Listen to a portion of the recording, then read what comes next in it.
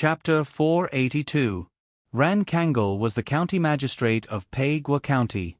Coincidentally, he was going to Zhui town for an inspection today. Sitting in the car, Ran Kangal, who was taking a nap, suddenly had a smoking addiction. He opened his eyes and said, "Xiao Wang, open the window.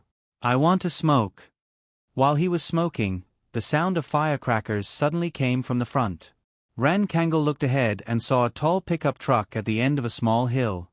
"County Magistrate Ran, I don't know which family in the nearby village is getting married," Xiao Wang explained.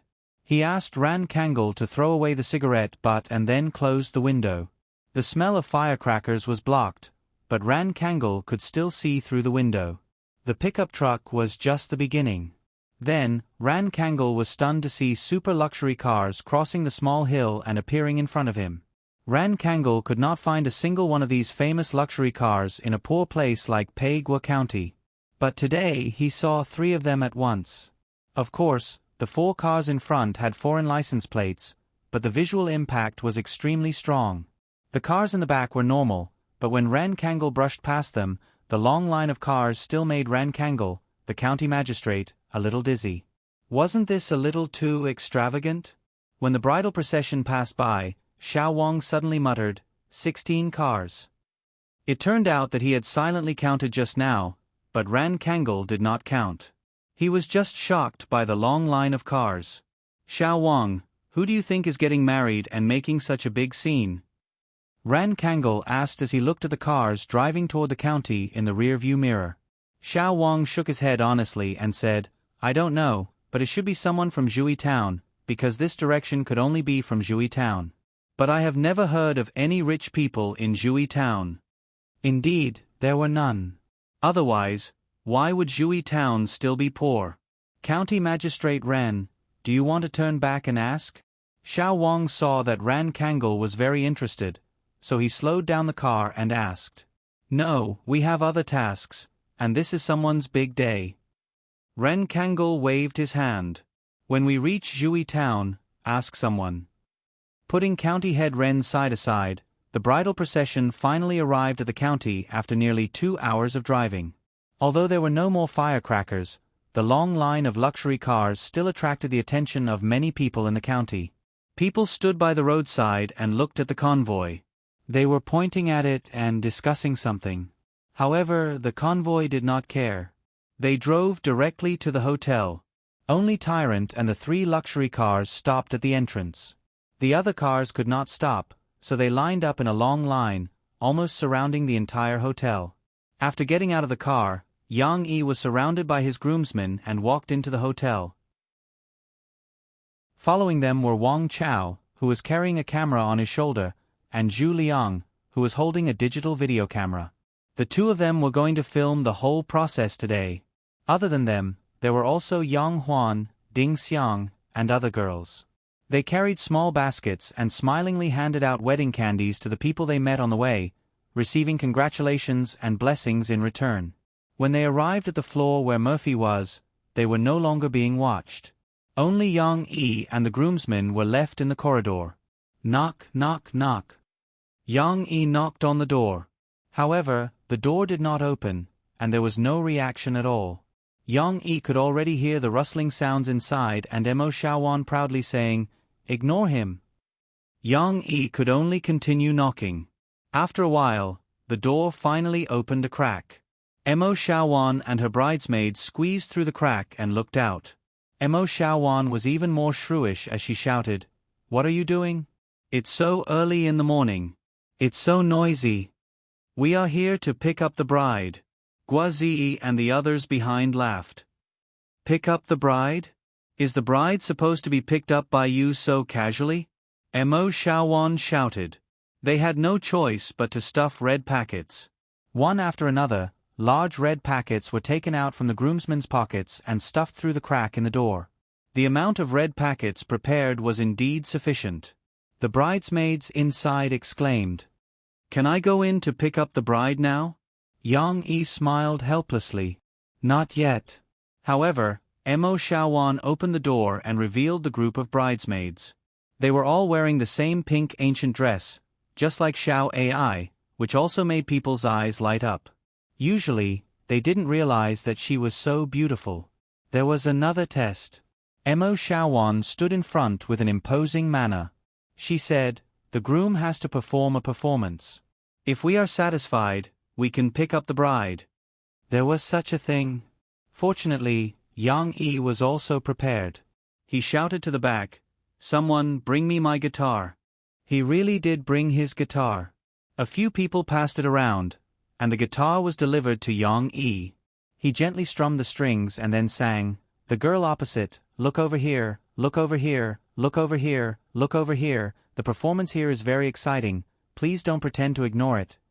There was such a thing? Chen Yijie, who was watching from behind, laughed happily. If Yang Yi had not prepared the guitar, he would have thought that Yang Yi improvised the song on the spot. However, it was indeed improvised because it did not have a particularly complicated melody or exquisite lyrics. It was just very interesting, whether it was singing or listening. The bridesmaids were also very happy. "I beg you to throw a flirtatious look over here, coax me, make me happy. The lonely boys fly swatter, swatter left, swatter right." These lyrics were too interesting. Mo Shaowan laughed until she bent over and needed Xiao Ai to support her. When Yang Yi finished singing, "The girl opposite, look over here," they also made way and did not continue to make things difficult for Yang Yi. Although it was fun to make things difficult for the groom, they were also cultured people. They knew that if they did not stop, it would only be annoying. Yang Yi walked in happily and saw Murphy sitting by the bed with a smile. Murphy, who had already dressed up, was wearing a phoenix dress. It was also a top and a skirt, but Murphy's phoenix dress could be said to be exquisite. Every part of it was embroidered with exquisite phoenixes, flowers, and other patterns. The background color was elegant, and although the embroidery was colorful, it was not too gaudy. It also looked delicate and beautiful with a noble air. Yang Yi was just about to walk over to pick up his bride when he was intercepted by Shi. The little girl was pulled back by several bridesmaids just now to prevent her from shouting. Now she could not wait to rush over and plunge into her father's arms. She was also wearing a traditional Chinese dress. She had a pink top and a red skirt, and her hair was tied up in an ancient style. She looked like a little fairy from ancient times. She was cute and beautiful. Yang Yi picked up his daughter. The little girl said excitedly, "Papa, I heard you singing just now. You're wearing a good dress today." Yang Yi smiled and scratched his daughter's little nose. She smiled happily and said coyly, "I think so too. I like it very much. He. Yang Yi handed Shi to Mo Shaowan. Then he walked to the bedside and looked at Murphy with tenderness in his eyes. He said softly, "Murphy, you are so beautiful today. The dress is beautiful, or the person is beautiful." Murphy touched the phoenix dress and asked with a smile, "The dress is beautiful, but the person is as beautiful as a fairy." Yang Yi said. Behind them, the bridesmaids screamed exaggeratedly. They did it on purpose. Mo Shaowan even shouted, "That's so disgusting." After this, the pink atmosphere between Yang Yi and Murphy was diluted. Murphy and Yang Yi also looked at each other and smiled. Yang Yi bent down and carried Murphy in his arms. He only had eyes for Murphy. Murphy also hugged his neck. The two of them looked at each other, full of love. "Let's go. We can't be too late. It will be noon if we rush back," Yang Yi said softly. "Okay." Murphy nodded. Chapter 483. Everyone went downstairs. Yang Yi and Murphy first sent Mo Henian and Zhou Mengyu to the car. Although according to the rules, Murphy should be crying with her parents at this time, they couldn't leave them alone in the county. Murphy couldn't cry about such a happy occasion, so the rules were slightly changed. On the other side, Shi saw Lon Xian. Lon Xian couldn't wait in the car. When she saw Shi, she couldn't wait to open the car door and jump out. Shi. Xian air. The two girls jumped and hugged each other excitedly. They were wearing different styles of dresses. One was a Han Dynasty dress, while the other was a princess dress, but they were both very cute. She, I missed you so much. You haven't been to kindergarten for a long time. Lon Xian's excitement eased a little. She pouted and said unhappily, I was at Grandpa's house. I couldn't go back. She shook Lon Xian's hand and said, Xian, don't be sad. I have a puppy. I call it Steamed Bun. It's a super cute puppy. It's only this big. Really? I've never seen such a small puppy. My puppies are super big. Lon Xian said happily, She, can you show me your puppy? Sure, but it lives with my papa. You can only see it when we go back. The two girls chatted happily. They were stuck together and couldn't be separated. I want to sit with Cici. When Lon Zhou's Kai Lai called for Lon Xian to get into the car, she shouted unwillingly. I also want to sit with Xian.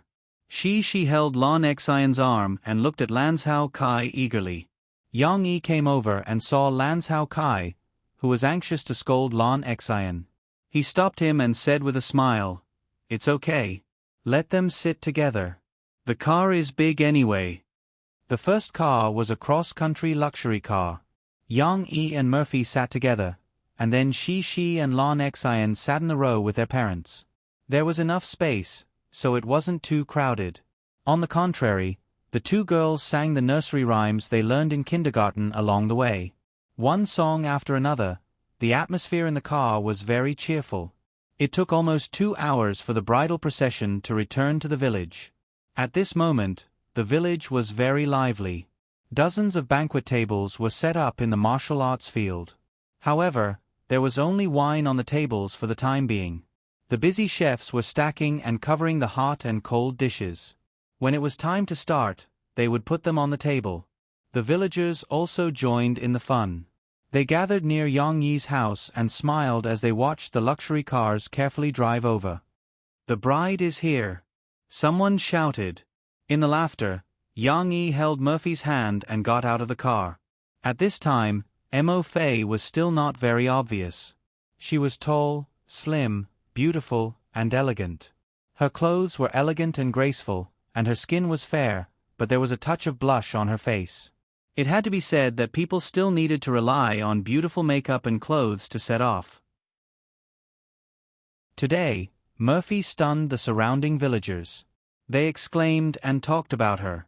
Tai Zi's wife is amazing. She's prettier than a fairy. I think those big stars on TV can't compare to her. Didn't they say that Tai Zi's wife is a big star? At the entrance of the wedding, Murphy had to step over the brazier. Although it was not difficult, Yang Yi still held Murphy's hand and carefully helped her walk over. After entering the door, Yang Huan, who had been prepared, lit the firecrackers in the yard. The long firecrackers crackled, and the atmosphere became very lively. I'm scared. The two girls who followed them in were scared. She covered her ears and squeezed into Lanzhao Kai's arms with Lon Xian. In the arms of the fat uncle, Shi and Lon Xian covered their ears and screamed. At the same time, they looked at each other and smiled. It was hard to tell if they were really scared. In the main hall, the smoke and red candles were burning. The open space was covered with a red carpet. It looked very red. At first glance, this wedding looked very retro. In the middle of the square table, there were 2 armchairs on each side. There was originally 1 on each side, but now they were added. The groom's parents, Yang Chongguo and Dong Yue, sat on the left. Mo Henian and Zhou Mengyu were also in their seats. They sat on the armchairs on the right. The relatives and friends of the two families were all present. The important relatives sat on the chairs on both sides. The groomsmen and bridesmaids did not have such good treatment. They stood behind the chairs on both sides. However, they stood high and could see further. It was a good view. At this time, Dong Qi, who was acting as the host, shouted, "The groom, please take your seat." Yang Yi stood up and walked to Murphy. "The groom, please bow." Yang Yi cupped his hands and invited Murphy to bow like he had learned before. Murphy also stood up and shyly placed her right hand on Yang Yi's left hand. the bride and groom are in position." The two of them walked in. After another tedious ceremony, it was finally time for the wedding ceremony.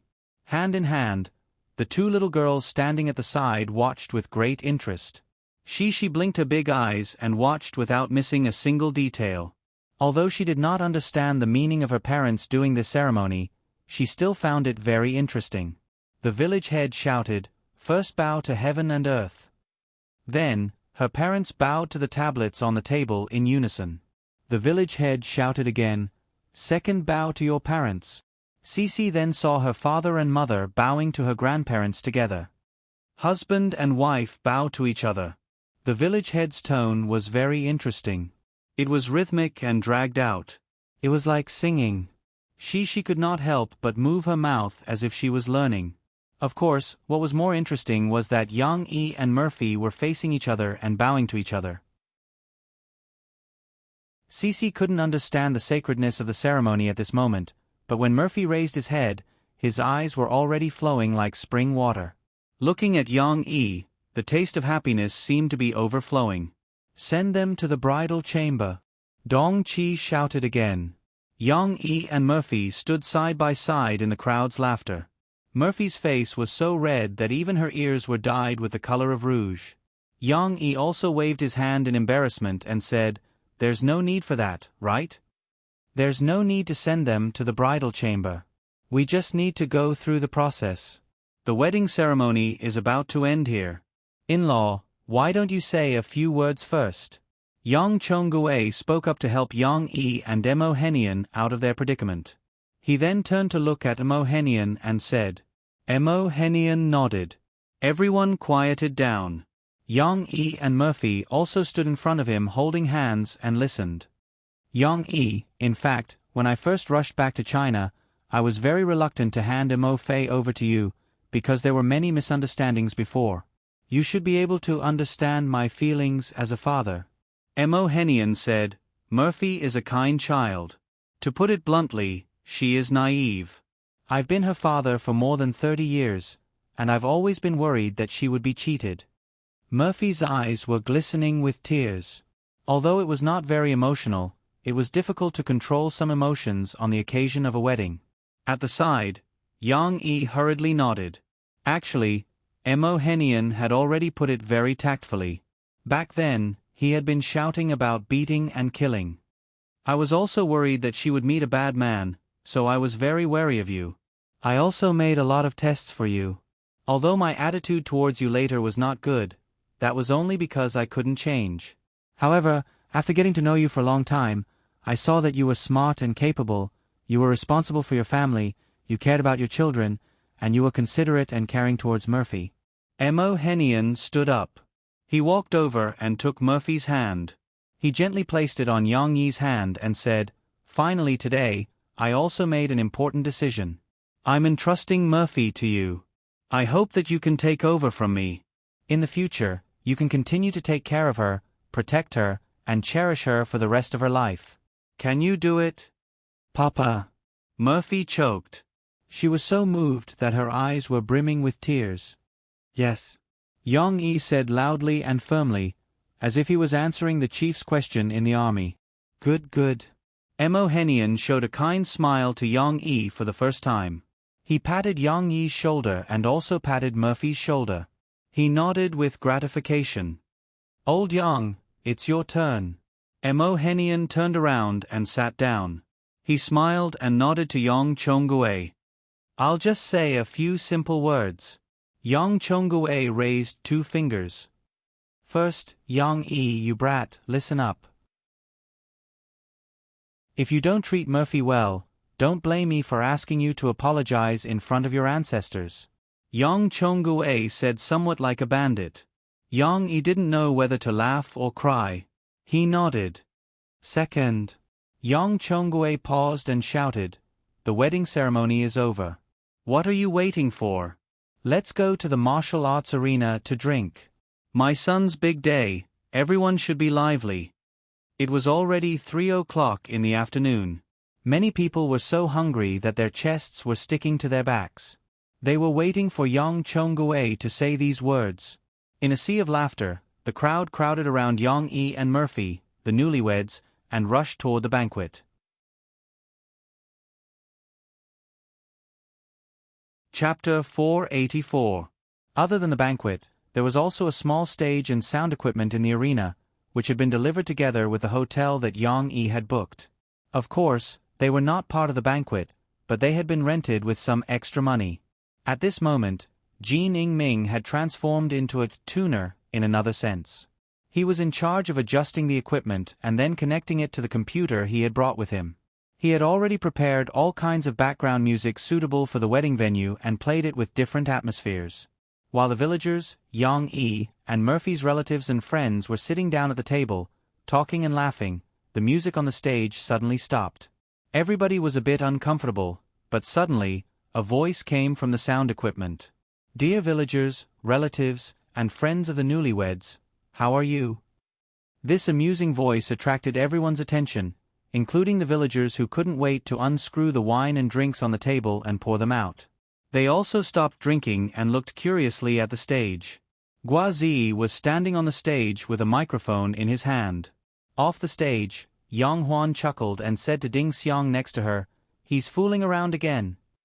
Ding Xiang, however, shook her head and said to Yang Huan, "No, Xiao Gua is today's host." Hundreds of pairs of eyes were looking at Guazi, but he was not scared at all. He smiled freely and said, "Allow me to introduce myself. My name is Guazi.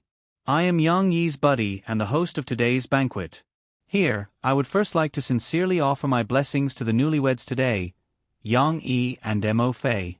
Yang Yi is the lyrics, and Mo Fei is the music. When the two of you are together, it will be a harmonious song made in heaven." Great. The blessing was very unique. The villagers did not quite understand it, but they liked to join in the fun. Cheered by Mu Chang'an, Li Shupo, and the other young people, they all applauded. However, the next moment, Guazi chuckled and said, "However, due to time constraints, we didn't disturb the bridal chamber today. Isn't it a little too easy for us newlyweds?" That's right. Even Chen Yijie, a big star, joined in the fun. Everyone knows that our sister Murphy is a famous singer, and brother Yang Yi is also a great talent who can write and sing. To tell you the truth, if you mention brother Murphy and sister Murphy's names outside, everyone will give you a thumbs up. Guazi gave a thumbs up and said exaggeratedly, "So I suggest that they at least perform for us today. This request is not difficult. Those who agree with my suggestion, please give them a round of applause." Under Guazi's instigation, the villagers all started to cheer and clap. Some of Murphy's relatives came from Harbor City, so they were not used to it. But now they were infected by the lively atmosphere, so they also laughed and applauded. One of Zhou Mingyu's good friends for many years held Zhou Mingyu's hand and asked with a smile, "Fei Fei, are you going to perform for the wedding?" Zhou Mingyu smiled and said, "I don't know. Young people like to play. Let them be." This was originally prepared. Yang Yi and Murphy looked at each other and smiled. Then, under the cheers of everyone, they stood up from the main table and walked to the stage hand in hand. There was still enough microphone. Guazi handed it over and asked with a smile, "Brother Yang, I want to ask, what are you going to perform for everyone now?" "Sing a song." Murphy looked at Yang Yi and let Yang Yi answer. "What is the name of the song? I have to see if there is an accompaniment. If there is no accompaniment, it will be troublesome." Guazi said exaggeratedly. "The name of the song is Today You Will Marry Me. You don't have to worry about the accompaniment. I have already brought it." When Yang Yi said the name of the song, his eyes were looking at Murphy, and then he smiled and said to Guazi, "Is it?" "The name of the song is Today Murphy Will Marry Yang Yi." "Well, I think it's great." Guazi's words caused another burst of laughter under the stage. "It's great." She chuckled under the stage, and also imitated Guazi's tone. She and Lon Exine were sitting side by side, and both of them were swaying from side to side as they laughed heartily. "The name of the song is Today You Will Marry Me. Of course, what you said is not wrong." Yang Yi also couldn't help but laugh. Guazi's performance on the spot surprised him. Then I'll ask one more question. Sister Murphy, before today, I have never heard the name of the song you sang. So is this a new song? Guazi asked. Murphy smiled, she raised the microphone and said, "Yes, it's a new song." "Oh, that's great. I didn't expect to hear a new song from Sister Murphy and Brother Yong today. I'm very honored. Well, let's not talk about it anymore.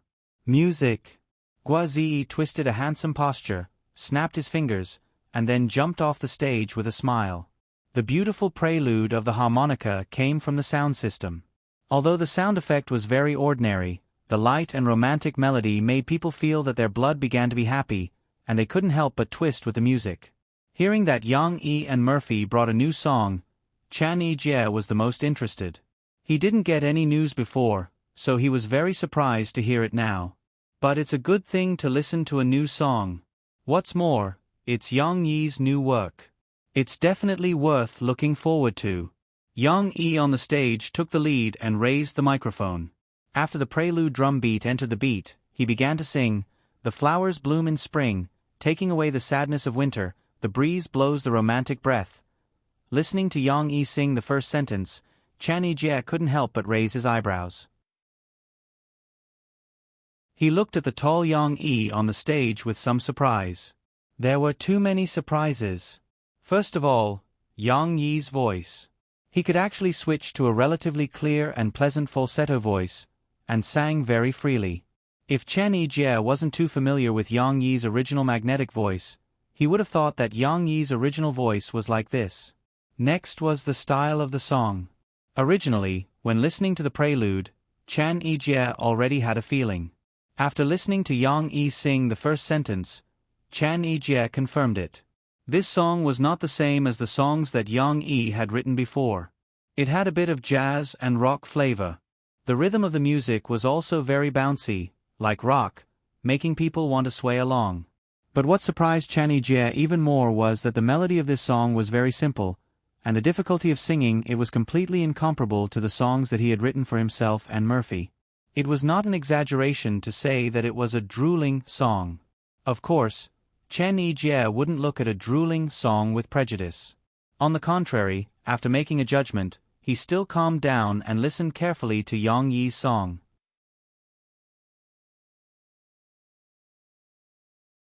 Chapter 485.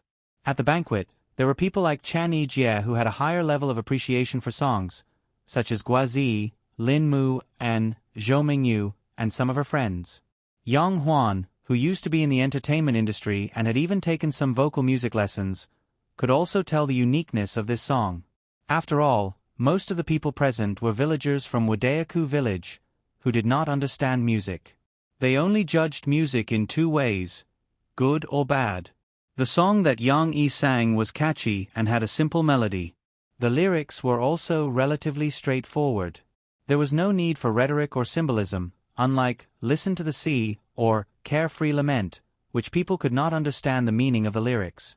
Therefore, it was naturally classified as a good song by the villagers.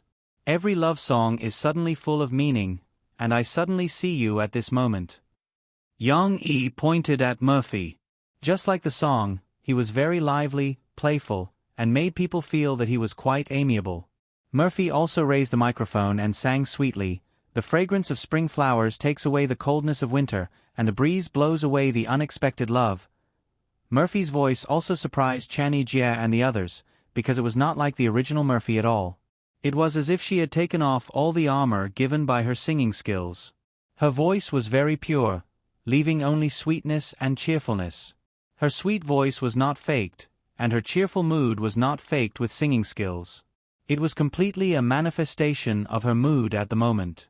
However, Zhou Mingyu's surprise was not the same as Chen Yi-jie's. She was surprised with a hint of joy. No one was more familiar with Murphy's voice than her mother. Zhou Mingyu remembered that when Murphy debuted in Harbor City, her voice was also light, sweet, and dreamy. However, after experiencing setbacks, Murphy's character became introverted. Her voice, like the layer of indifference that she protected herself, became mature and quiet, and her emotions were also covered in her voice. After more than 10 years, How could Zhou Mingyu not be happy to hear her daughter's heartfelt joy again? She glanced at Yang Yi, who was standing beside her on the stage. As a mother, Zhou Mingyu was relieved that Murphy had met a man who could make her let go of her coldness and live happily. Good. Cheers came from below the stage, which was not very appropriate. This was the first time that the villagers had heard Murphy sing. When they heard that Tai Zi's wife was a big star, they didn't dare to believe it. Now that they heard her sing, they believed it. It was just nice to listen to. I suddenly fell in love with you at this moment. Listen to me. Murphy sang sweetly. Suddenly, she raised her voice. Yang Yi also raised his microphone and held hands with Murphy. They looked at each other and sang, hand in hand, come with me and create a happy life. Yesterday was too late. Tomorrow will be a pity. Marry me today, okay? Below the stage, Yang Huan held Ding Xiang's arm and shook her head. She mumbled, Ayaya, this is so sweet. This song is so sweet. Isn't it? Seeing Yang Yi and Mo Fei looking at each other with a smile and singing such a sweet love song, the single people could be said to have suffered a huge blow. Mo Xiaowan looked at Xiao Ai pitifully and complained, What should I do? Xiao Ai, after hearing this song, I suddenly want to get married. I want to get married too. Xiao Ai looked at Yang Yi and Mo Fei, who were wearing wedding dresses on the stage, and her eyes were also inexplicably filled with tears of gratitude. However, Chen Yijie was still thinking about the deep love between Yang Yi and Murphy. He calmly savored the subtlety of the lyrics of this song. After carefully studying it, it was indeed very interesting. Yesterday was too late. Tomorrow will be a pity. Marry me today, okay? Looking at the lyrics, although it seemed simple, it used the comparison between yesterday and tomorrow to express the urgency of wanting to marry his lover today. The first line was similar to, I didn't have time to participate in your past, and, tomorrow will be a pity, used an exaggerated tone to express the emotions expressed. Chen Yijie was enraptured, but not long after, Yang Yi gave him another surprise. Yang Yi and Murphy sang a duet again. After singing a new verse, Yang Yi suddenly started to shake his hands rhythmically. This is... Chen Yijie opened his mouth. He didn't hear wrongly. Yang Yi then used this beat to start singing a rap song. Crackle, listen to the sound of firecrackers, we witness in front of our parents and friends, this man and woman are going to get married now.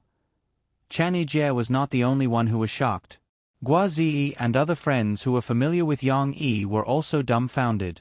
They never thought that Yang Yi could also rap. However, they were not wrong. Yang Yi really did not know how to rap. For this verse, he also thought about it with Murphy for a long time to see how to pronounce the words and where to sing the accent. Don't forget how sacred all this is. Are you willing to be with him through life and death, love him, respect him, comfort him, protect him, and build a happy family together? Are you willing to do this? As if reading a wedding vow, Yang Yi sang it out in a cadence and then paused. Then, Yang Yi and Murphy looked at each other and smiled, and said in unison, Yes, I do. Yes, I do. Then they continued to sing the rest of the song.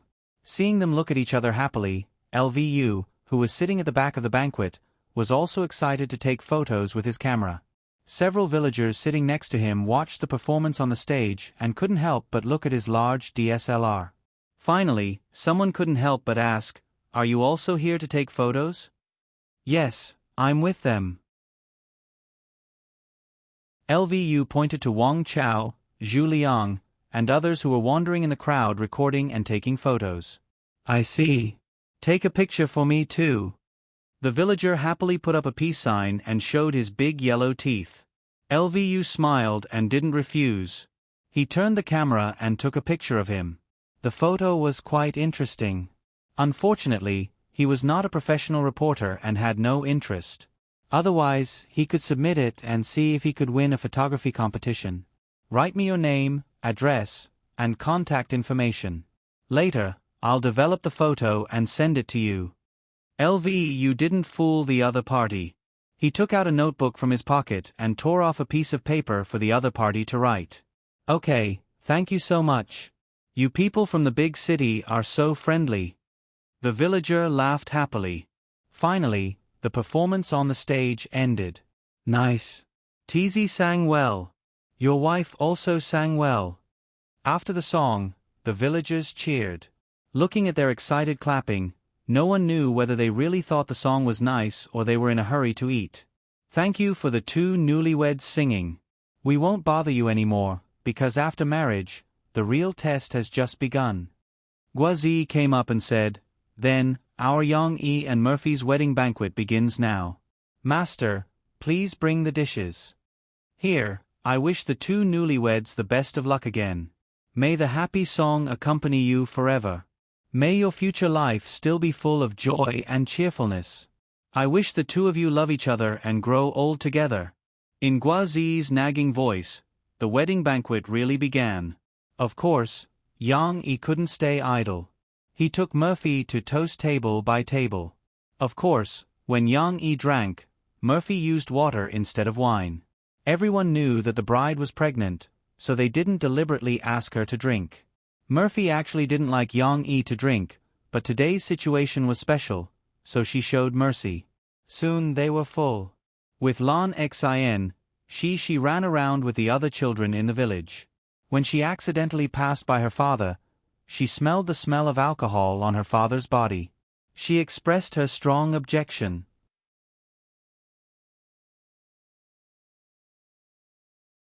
Chapter 486. Yang E and Murphy were toasting to Murphy's relatives. An elder with a red face shouted, Fill it up, fill it up. How can the bridegroom drink so little? Yang E didn't care. His alcohol tolerance was unfathomable, not to mention that he had another way to stay sober. Therefore, he smiled boldly and nodded to Guazi, who only poured half a glass of wine for himself, and said, Fill it up. This is Murphy's uncle. I'll drink with him. Cici and Longxin didn't eat much. They were already full when half of the dishes were served. At this moment, they were also following the other children in the village and jumping around the tables to collect the empty bottles of drinks that the adults had drunk. Throw it in the trash can, not on the ground, she said timidly to the adult who handed her the bottle. Not throw it away. I want it. Give it to me and I can sell it for money. The child corrected she's wrong idea loudly. Just then, she passed by her father and smelled the strong smell of alcohol on him. She also heard the conversation between her father and Uncle Gua. How could he drink? Suddenly, the little girl didn't listen. She pulled her father's trousers and shouted, Papa, you can't drink. Yang E didn't care at first. He looked down and saw his daughter's anxious little face. He bent down with a smile, picked up the little girl with one hand, and said, Are you full? Why don't you play with Xin Air? Hearing her name, Lan Xin shouted loudly, Uncle Yang, I'm here. Well, you go play with Xin Air. Papa is busy. I'll take you home later. Yang E wanted to put she down. However, she held her father's neck tightly and refused to come down. She pouted and insisted, Papa, I don't want you to drink. Murphy had no choice but to help persuade she. She gently patted her daughter's back and comforted her. It's okay. It's okay for Dad to drink a little today. Today is a little special. No, I don't want Papa to drink. Papa will become smelly. She didn't listen. She shook her head and said unhappily, Daddy will only drink a little. I won't get drunk. Yang E wanted to negotiate with his daughter.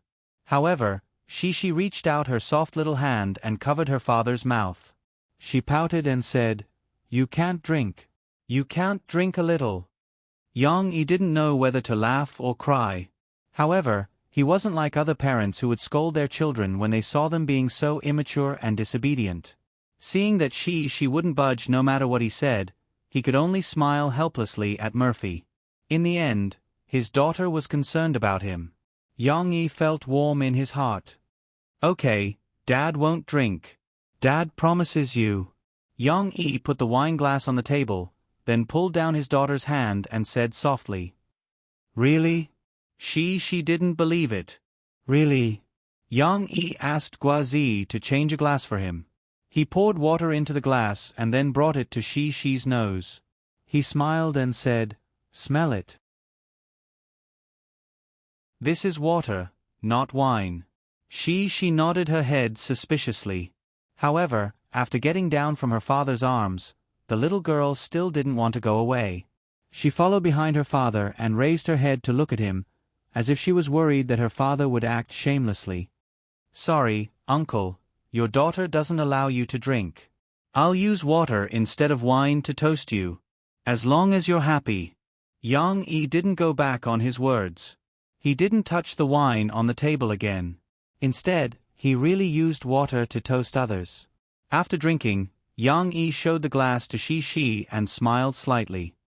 "Well, you go play with Air." Murphy gently patted her daughter's head and said lovingly. However, Cece shook her little head. Now that she smelled the smell of alcohol on her father's body, it was very difficult for her to feel at ease. While clinging to her mother to hold her, she said very seriously, "I want to see Papa. I can't drink." Lon Xian seemed to understand her little friend. She jumped and followed Shi-Shi. She shouted loudly, "We don't want to play. We want to watch Uncle Yang." She didn't know where she learned this word. Shi-Shi was happy. The little girl smiled and held hands with Lon Xian. She giggled and said, "We are the police. We want to watch Papa." Yang Yi lovingly scratched the little girl's nose and said with a smile, "Well, I'll let you watch. Dad won't drink today." He was a man of his word. While toasting table after table, Yang Yi and Mo Fei still had two little children behind them. He had to explain to these relatives and neighbors why he couldn't drink with an apologetic smile. "There's no other way. My daughter really doesn't allow me to drink. Everyone, let's do it." The rest were basically the other villagers in the village. They didn't dare to force Yang Yi to drink.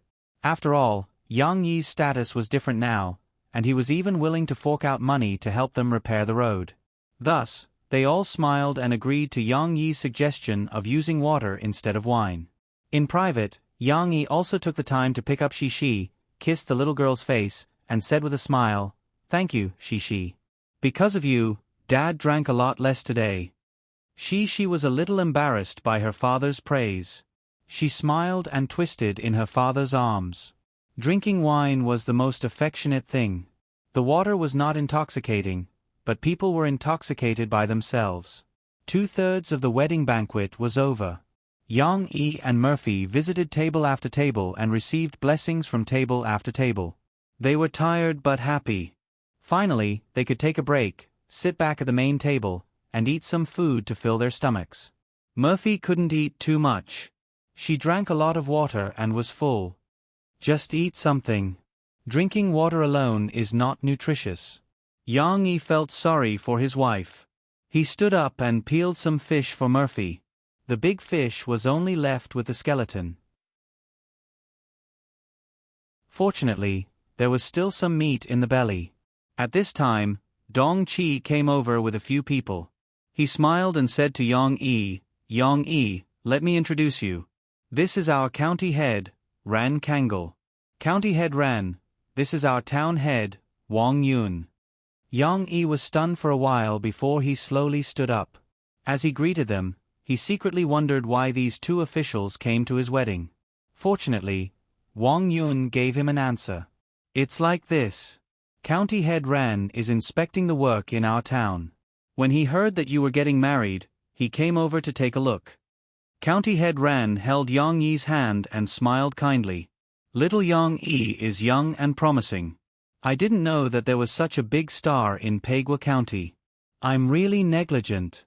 It just so happens that I heard that today is your wedding with the big star Murphy, so I specially came over to give you our blessings. I hope that you and your bride will be united and happy forever." Who didn't know how to say beautiful words? However, Yang Yi didn't smile because of this. He had always been wary of officials. He just smiled faintly and talked to them. However, Yang Yi was overthinking. Ran Kangal really didn't want to do anything to Yang Yi when he came over this time. He just came over to say hello.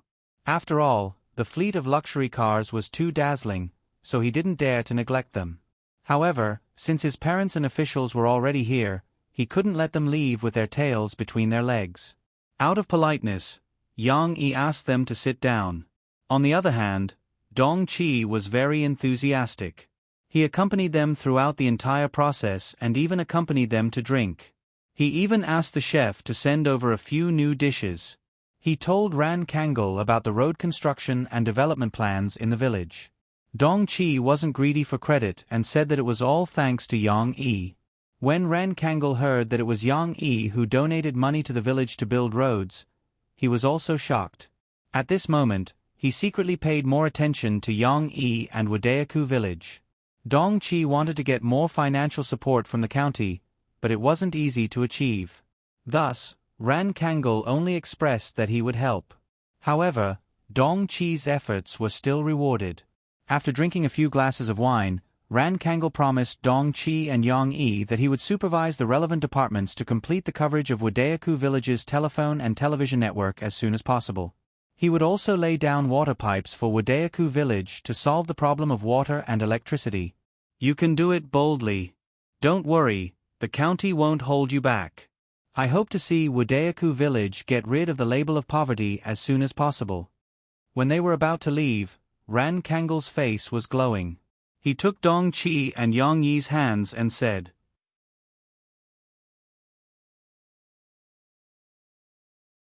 Chapter 487. On the wedding night, it was supposed to be the wedding night. The bride would be too shy to sing a song. However, that night, Shi and Lon Xin occupied Yang Yi and Murphy's room. The two girls even stepped on the new bed covered with a red quilt and played with the little puppy, who was wagging its tail. They even carried Steamed Bun up. Steamed Bun, come over here.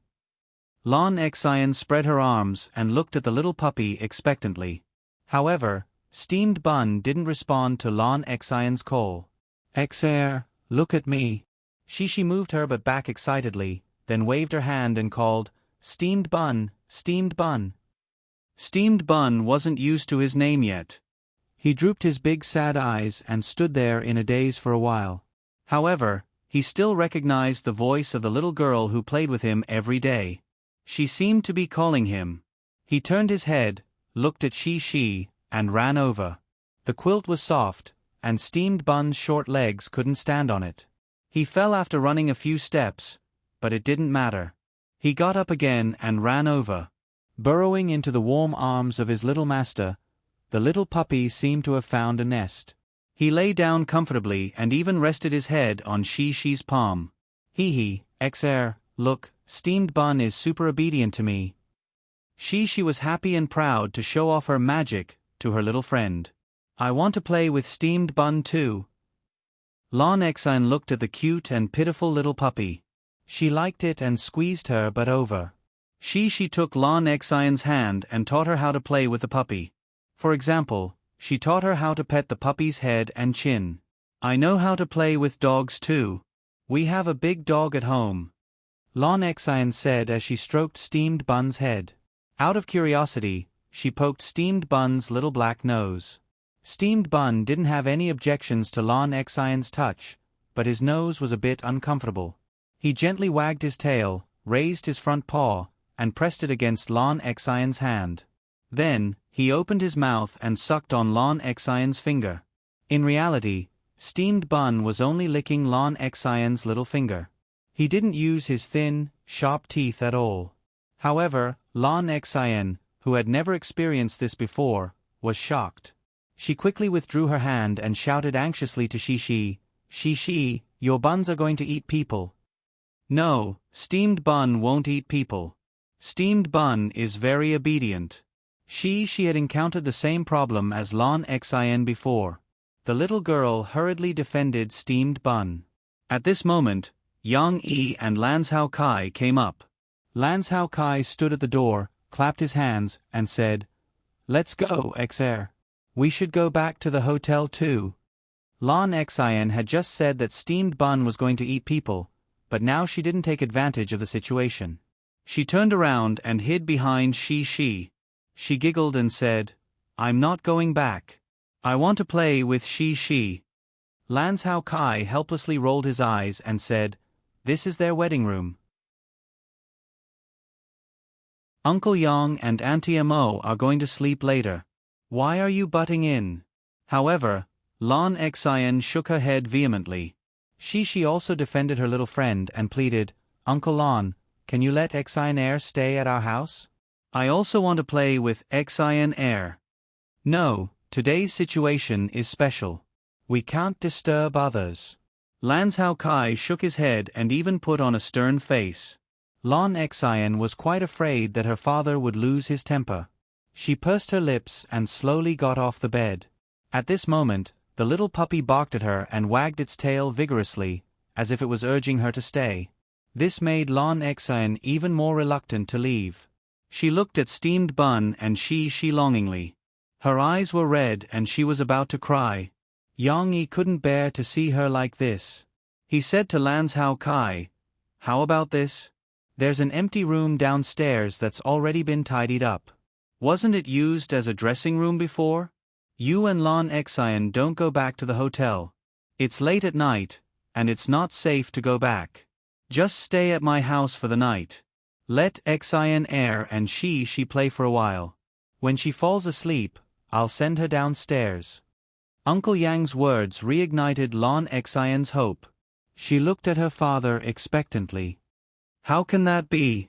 You and Murphy are having your wedding night tonight.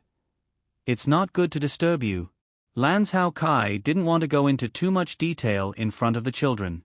Yang Yi didn't know whether to laugh or cry. He shook his head and said, "What wedding night? Murphy's pregnant for less than 2 months. We still have to wait. Anyway, there are 2 children here. It's more lively. Murphy also likes it." In this way, Lan Hao Kai settled down. The night passed quietly, and Yang Yi and Murphy only stayed at home for 2 more days. They also set off for Jiang City.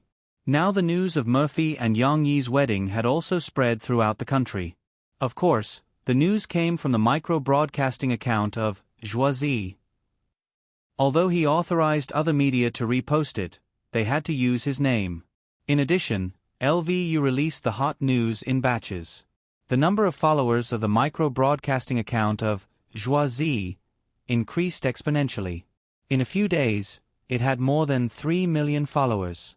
This paparazzi could actually sneak into a wedding in the village. According to LVU's own statement, he sneaked in. It was a bit too powerful. For this not particularly surprising news, the focus of the onlookers was naturally not on the relationship between Yang Yi and Murphy. The 2 of them had already gotten a marriage certificate. Originally, the wedding would happen sooner or later. It was just a little sudden. They were concerned about the scale of the wedding, the process, and the invited guests. The scale was still a bit disappointing. Yang Yi and Murphy were already very well-known stars. They actually chose to hold their wedding in a small village instead of going abroad and finding an island or a sunny beach. Of course, it was not incomprehensible for others to hold a wedding in their hometown. It was just that everyone felt that it was a bit low. It was like the best young man in the village going out with the only 100 yuan left in the village and the hope of the whole village to marry a star. This kind of returning glory had an inexplicable sense of joy. There was nothing picky about a Chinese wedding. LVU did not take photos of Yang Yi and Murphy. He only took photos of them singing on the stage. In the photos, Yang Yi and Murphy's costumes were somewhat amazing. In the comments of some netizens, this seemed to be the only praiseworthy part of the whole wedding. Among the wedding guests, there was a familiar face, Chen Yijie. He came to attend Yang Yi's wedding, and he was dressed as the best man. It further confirmed that there was an indescribable friendship between him and Yang Yi. There had been rumors before that Yang Yi wrote a song for Chen Yijie. The combination of Chen Yijie and Mu Xiang was worth looking forward to. LVU finally broke out a big news. Yang Yi and Murphy sang a new song, "Today I Want to Marry You," at the wedding. Both of them sang in a different style than usual, but their singing was very beautiful, very touching, and very sweet. Believe me, if you can hear this song at the wedding like me, you will be filled with happiness and want to find someone to marry. LVU said on micro-broadcasting exaggeratedly, although he was showing off and asking for a beating. Unfortunately, because of copyright issues, I can't expose the lyrics here. But I'm looking forward to their new work. I believe that if this song is released, it will be the first choice for many weddings. There is nothing more romantic than singing, "Today You Want to Marry Me," with your lover at the wedding. Therefore, after Yang Yi and Murphy returned to Zhongqing, they were surrounded by enthusiastic reporters. "Yang Yi, Murphy, when will you release a new song?" I'm afraid there will be no answer to this question for the time being.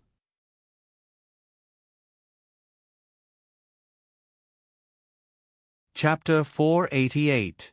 When they returned to Zhongqing, the reporters who had been waiting for a long time swarmed over and blocked the entrance of the coffee shop to interview Yang Yi. Yang Yi protected Murphy and Shi, and it wasn't easy for him to get rid of the reporters. He closed the courtyard door and went upstairs while smiling helplessly at Murphy. "It seems like we should move over to the villa after we buy all the furniture." "Sure, I think the environment over there is not bad. It's very quiet." Murphy smiled at Yang Yi. "I also like the villa. It's very, very big. Steamed Bun will definitely like it." She went upstairs and couldn't help but reach out to play with the little puppy in her father's basket. "Then Daddy will try to finish it as soon as possible, and then our whole family will move over together." Yang Yi laughed happily. Now that Mo Henian and Zhou Mengyu had returned to the United States, Yang Yi and Murphy didn't have to be nervous at home. They didn't hesitate to hug and be intimate with each other. Yang Yi put the luggage he brought back, took off his coat, and walked out.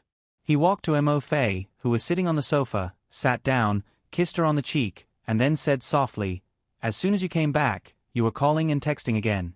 Didn't you say that you were going to rest for a while?" Mo Fei was indeed very tired. In her hometown, she did not just sit around and wait for food and drinks. She participated in the whole process of the wedding preparation and planning, not to mention the days before and after the wedding. Originally, Mo Fei did not like to socialize very much. Although she was willing to do these things, it still consumed a lot of energy. Looking at her somewhat dispirited state of mind, Yang Yi felt his heart ache. Murphy leaned her head on Yang Yi's chest and said, "I didn't plan to go out to work. It's just that the company's public relations department asked me some questions from the media. For example, when will I release a new song, so I called Xiao Wan to discuss it." Yang Yi rubbed Mo Fei's head and said with a smile, "I've read a book. It said that you shouldn't be too tired in the next few months, so if you want to release a new song, I suggest you wait for a month. You can also give yourself a holiday." If it weren't for the fact that Murphy was still in the early stages of pregnancy and needed to maintain sufficient rest and not be suitable for long-distance travel and strenuous exercise, Yang Yi would have wanted to go on a honeymoon with her. "Xiao Wan means that we will release a new song after the contract with Tian Mei," Murphy said. "Well, that's not bad. Anyway, we don't have to wait too long. Your contract will expire in mid-June." "Calm. Yang Yi. Then I have one more thing to discuss with you. I want to make the news of my pregnancy public. I don't want to hide it and wait for the reporters to expose it." Murphy raised her head and sat up straight on the sofa. She looked at Yang Yi and said seriously, "What do you think?" Yang Yi didn't care. He smiled and said, "It's okay to make it public. It's a good thing. You should get everyone's blessing." On the same day, Yang Yi picked up the 3 British Shorthairs from Yang Huan. When Yang Huan went home to attend her brother's wedding, she had sent the cats to Yang Yi's former dormitory and asked her roommates to take care of them. However, because Yang Huan came back earlier than Yang Yi, the cats were still living in her and Ding Xiang's house. When it saw the poop picker, Xiao Guai was a little more clingy. It jumped down from the sofa and rubbed its head against Yang Yi's trousers. Its tail was also curling up. It raised its big face and meowed bitterly. Little Gray and Shidu were a little cold. Little Gray stayed on the sofa and watched. Shidu turned its head angrily and pointed its butt at Yang Yi. It seemed that they were very unhappy that the poop picker hadn't come to see them for so long. Anyway, they could finally go home. Yang Yi packed them up in a cat cage and carried them back. The cat cage was a little dirty. Yang Yi opened the cage in the yard and let them out. He was going to clean the cage before carrying it back. Now that Murphy was pregnant, Yang Yi had to pay extra attention to the pets at home. It didn't mean that pregnant women couldn't raise cats and dogs at home. What worried people was that Toxoplasma gondii had nothing to do with dogs. As for cats, as long as some precautions were taken, there was no need to worry too much. For example, before this, Yang Yi had taken the 3 British Shorthair kittens to the pet hospital for checkups and vaccinations. Then, he never fed them raw meat. Cleaning the cat bed and cleaning the cat litter was also done by Yang Yi. After that, he would wash his hands clean. Usually, the 3 kittens weren't allowed to run outside. After they were neutered, they didn't like to run outside. This eliminated the chance of them having contact with wild cats. In addition to the kittens, Yang Yi would also arrange time to send Murphy for checkups regularly. Besides the checkups, he would also check on Murphy's health. Basically, he didn't have to worry about the cats causing trouble. However, the 3 kittens still recognized their home. They climbed the stairs by themselves. On the other hand, Shido was a little more reserved. She slowly walked up the stairs while Little Gray and Little Guai chased each other up the stairs like 2 black shadows. However, after turning the corner of the stairs, the 2 British Shorthairs became a little more reserved. They stopped running and slowly walked towards the living room. Little Guai couldn't help but call out, "Meow." Murphy, who was sitting on the sofa watching TV, heard the movement. She smiled and said to Shishi, "Shishi, look, Little Guai and the others are back." Shishi, who was sitting on the carpet and playing, turned her head. When she saw Little Guai and Little Gray, she excitedly called out to them. Then, she struggled to pick up Steamed Bun and turned around. Dang dang dang. The little girl was very happy to show off her new friends to Little Guai and Little Gray. Little Guai, Little Gray, and Dondo, look, this is Steamed Bun, your new little sister. Steamed Bun was still very ignorant of the world. He stuck out his tongue and looked at the few big kittens in front of him with his melancholy eyes. British Shorthairs that were more than 10 months old were already big cats, especially when they were a little fat. They were even bigger than Steamed Bun. However, they weren't scary. Their big round faces looked very silly. However, Little Guai and Little Gray stopped in their tracks. They looked at Steamed Bun with their big eyes and then looked at their beloved little master. They seemed to be a little shocked. Meow, you actually secretly have a puppy outside?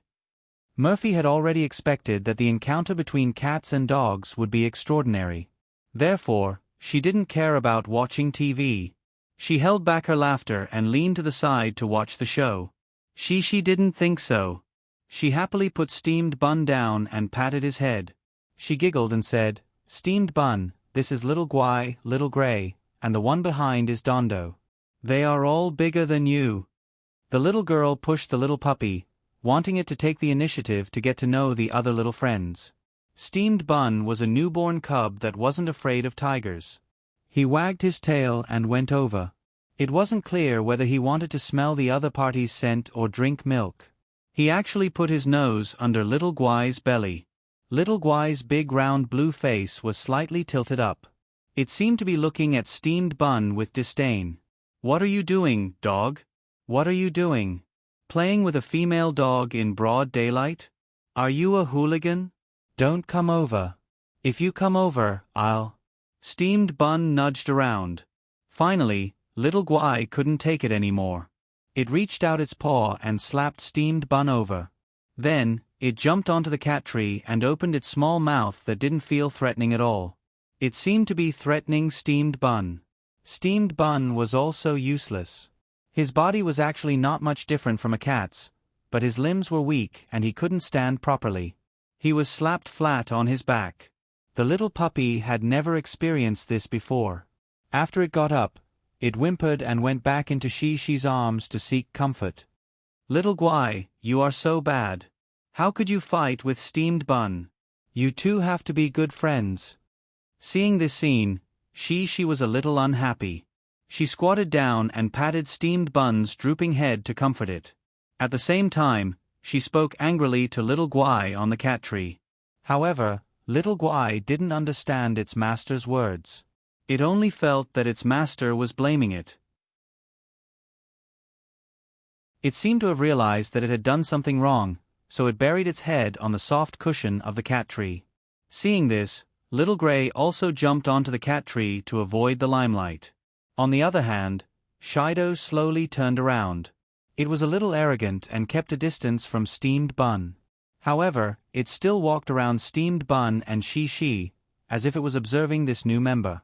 After a while, Yang Yi finally came up. Shi ran over and complained to her father. She pointed at Little Guai on the cat tree and said, "Papa, Little Guai is not good today. It bullied Steamed Bun. What's going on?" Yang Yi was confused. Murphy finally couldn't help but laugh. She explained to Yang Yi, "Cats and dogs are fighting. When we wanted to raise Steamed Bun, I told you that maybe the cats and dogs at home can't get along. Today, Steamed Bun's first day here, and he was slapped by Little Guai. But it's okay. Little Guai's temper isn't that bad. It didn't even show its claws. Look, Steamed Bun's face is still fine." Murphy also tried to explain for Little Guai.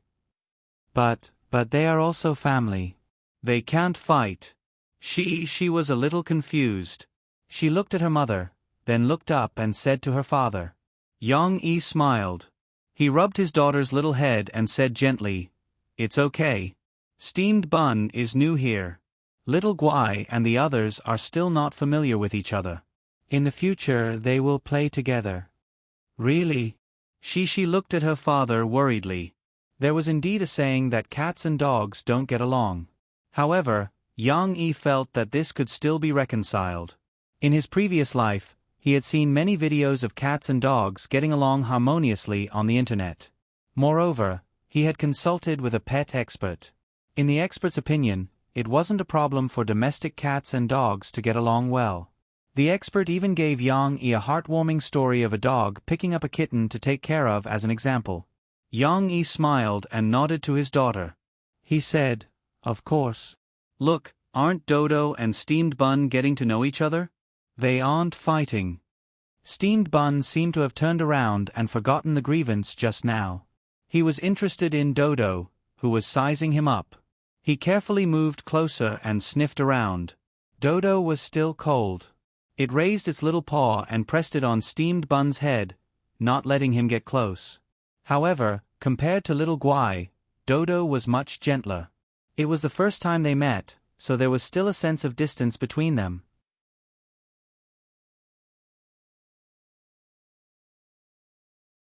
Chapter 489. The negotiations between Global Pictures and Yang Yi's team had reached a stalemate. Yang Yi, who was busy purchasing furniture and appliances for his new home, took the time to visit Sahara Publishing. On the one hand, he wanted to give his employees wedding candy, and on the other hand, he wanted to listen to Lu Benji's report. Currently, the most important point of disagreement between manager Zhu and us is the adaptation of the script. Lu Benji told Yang Yi, Global Pictures wants to adapt the original story to suit the Chinese national conditions. They also want to change the characters to Chinese. Yang Yi found it unbelievable. He spread his hands and said, "Why? Are they out of their minds? My novel can almost be used as a script, and they want to adapt it? And they want to change it to Chinese national conditions? What a joke. Not to mention the strict gun control in China, with so many complicated character clues and characteristics, how can they just change it? Changing it to Chinese national conditions, just thinking about it is funny and ridiculous. What they mean is that you can be the screenwriter, and the original author can adapt it."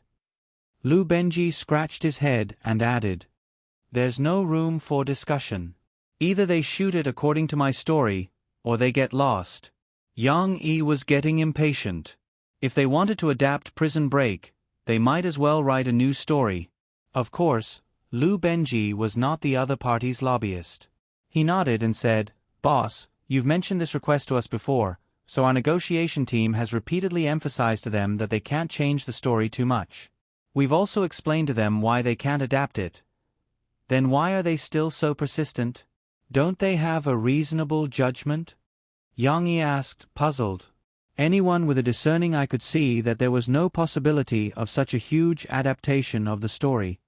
According to the information we received, this request was made by Global Pictures China President, Su Zhongwei. Lu Benji explained. Lu Benji explained, "It's probably because they're hoping to achieve something in this project. If they were to use their headquarters resources to film in America and hire American actors, the benefits that Mr. Su would receive would be greatly reduced." The CEO of Global Pictures in China wanted to avoid the headquarters in the US, so he could only adapt the movie that they had high hopes for.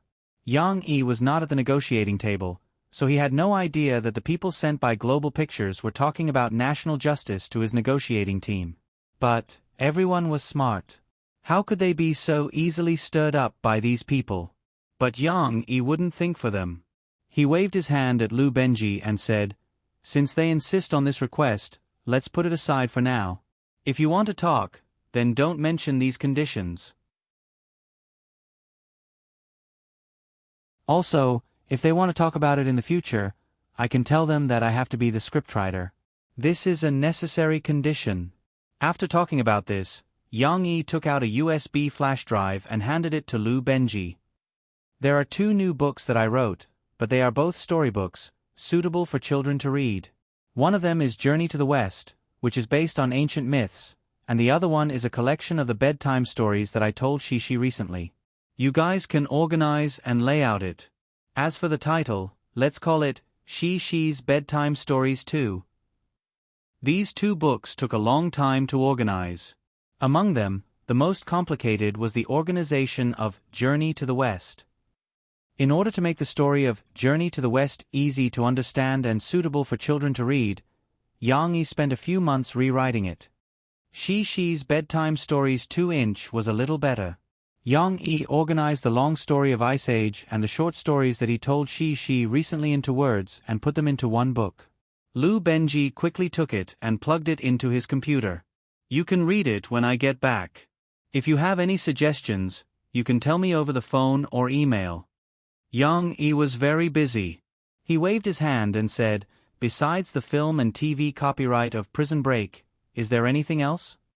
Lu Benji flipped through his small notebook and said, "Yes, it's about your 6 signing events next month.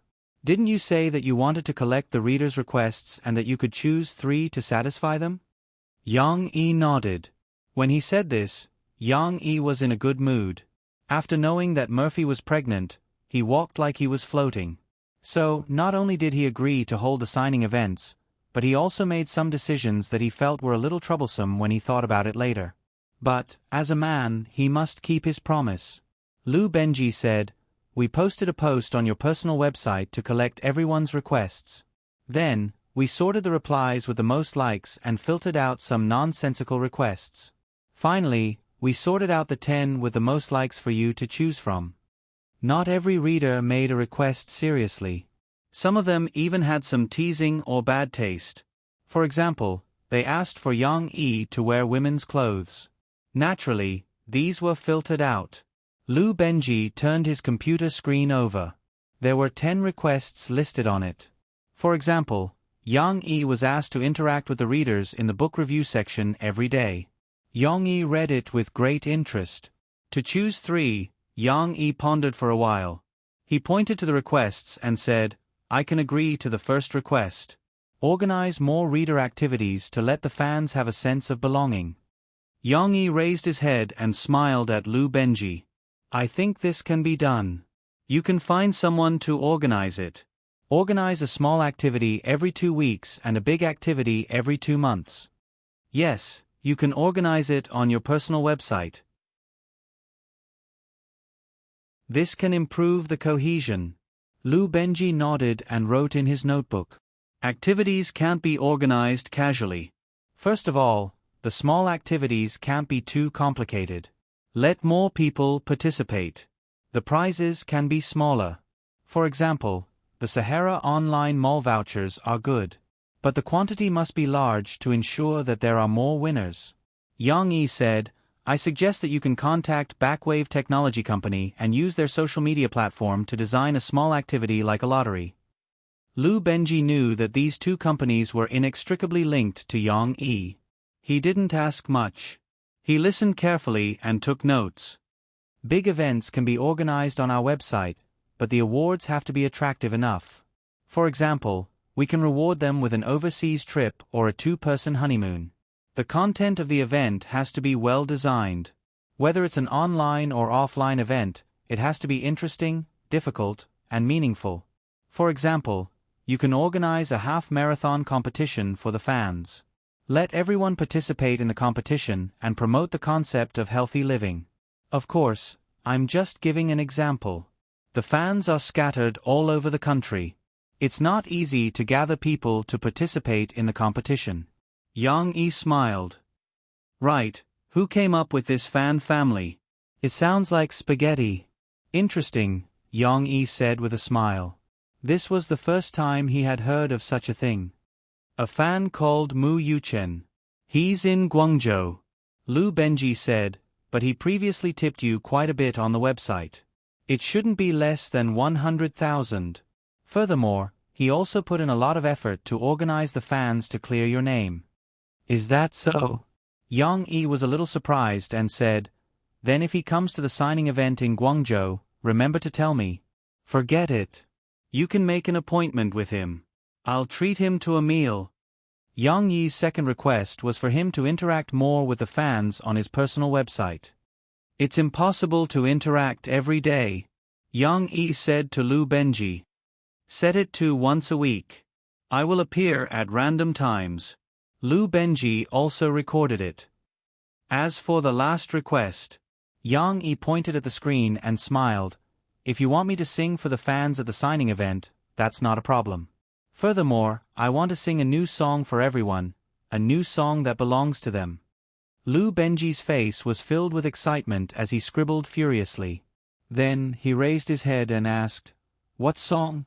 What's the name? Yang Yi smiled. You'll know when the time comes.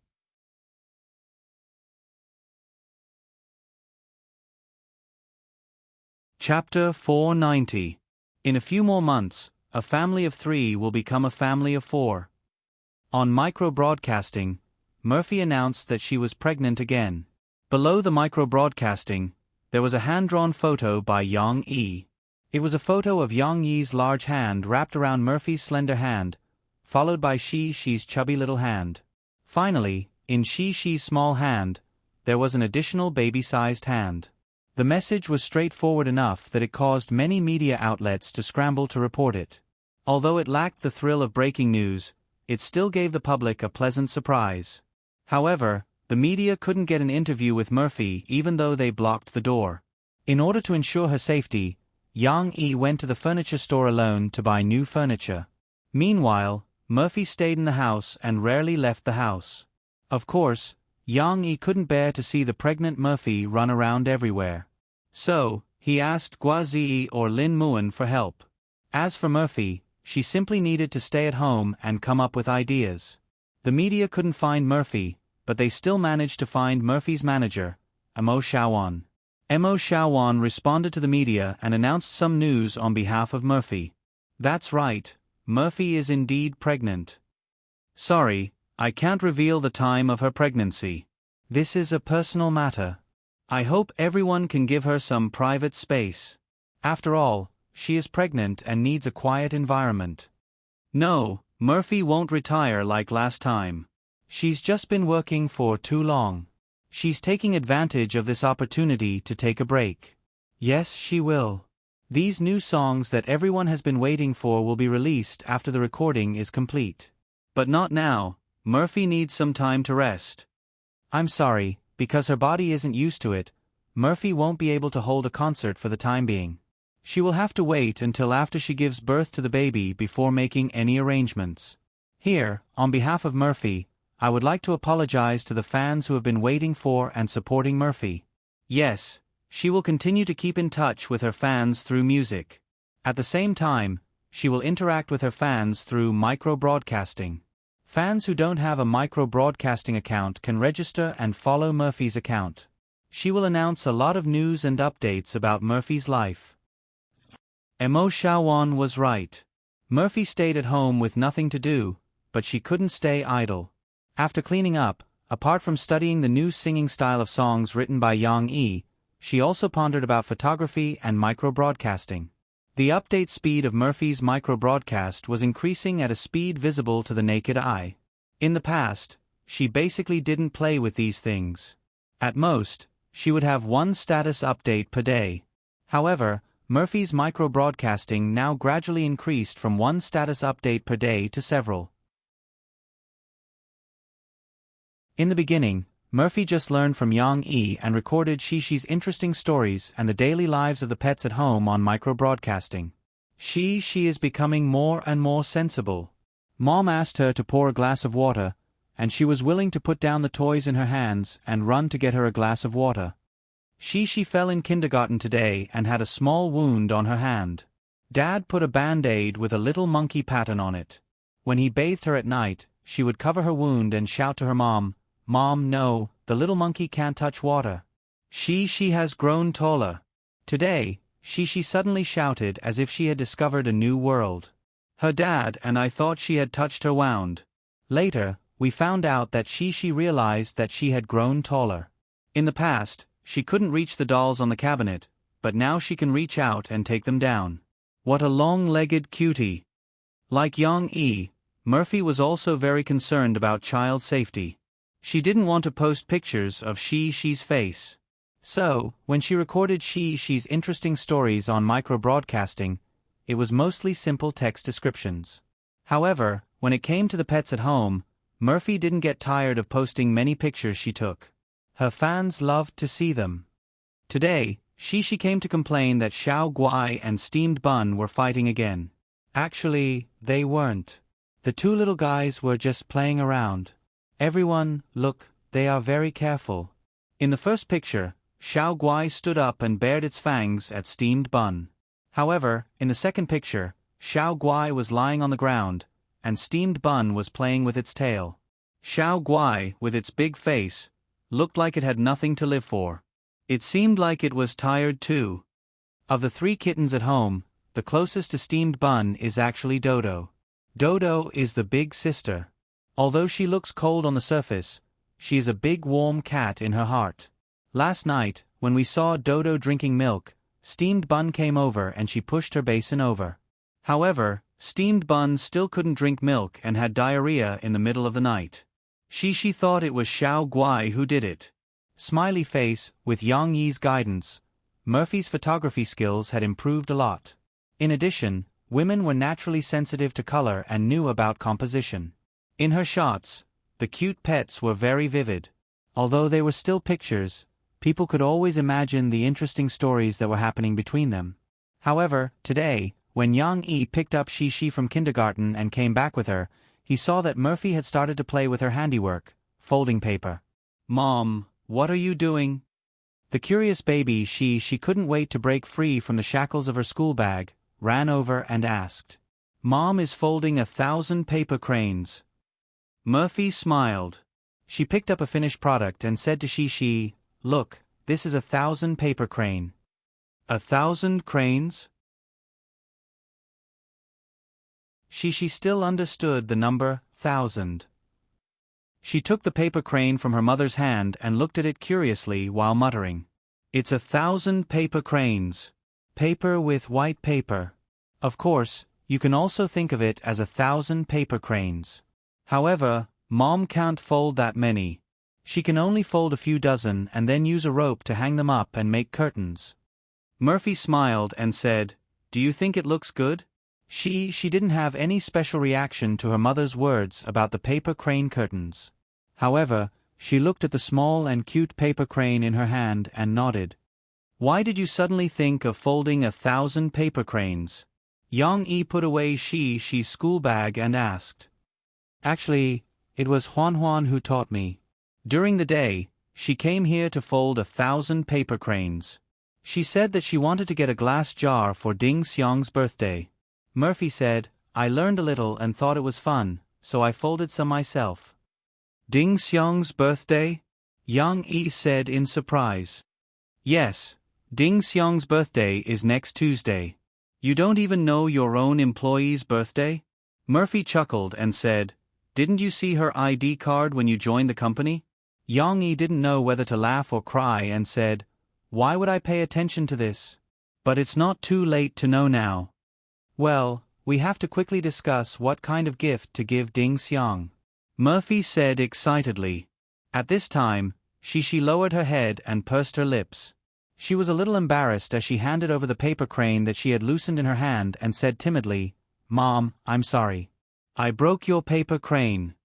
It turned out that the curious little girl had been playing with the folded paper. She thought that it was beautiful, but she wanted to know how it was folded. In the end, when she pulled, the paper crane became deformed.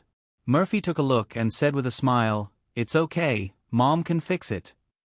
Shishi opened her eyes wide and watched as Murphy rearranged the broken paper crane. She also put the head back in place. After a period of careful manipulation, the paper crane finally returned to its original shape. "So awesome." She looked at her mother in admiration and muttered to herself. Hearing her daughter's praise, Murphy was a little proud. She picked up a square piece of paper and said to Shishi with a smile, "Shishi, Mom will teach you how to fold 1,000 paper crane, okay?" Shishi nodded happily.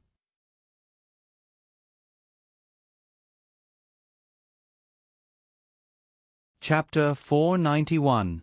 Although Murphy didn't participate, but the entertainment circle was still in turmoil. What caused the uproar was the battle between the singer Yi Qing and the music critic Cui Ruei on micro-broadcasting. Yi Qing was the A-list male singer who previously sang "Fireworks in the Heart."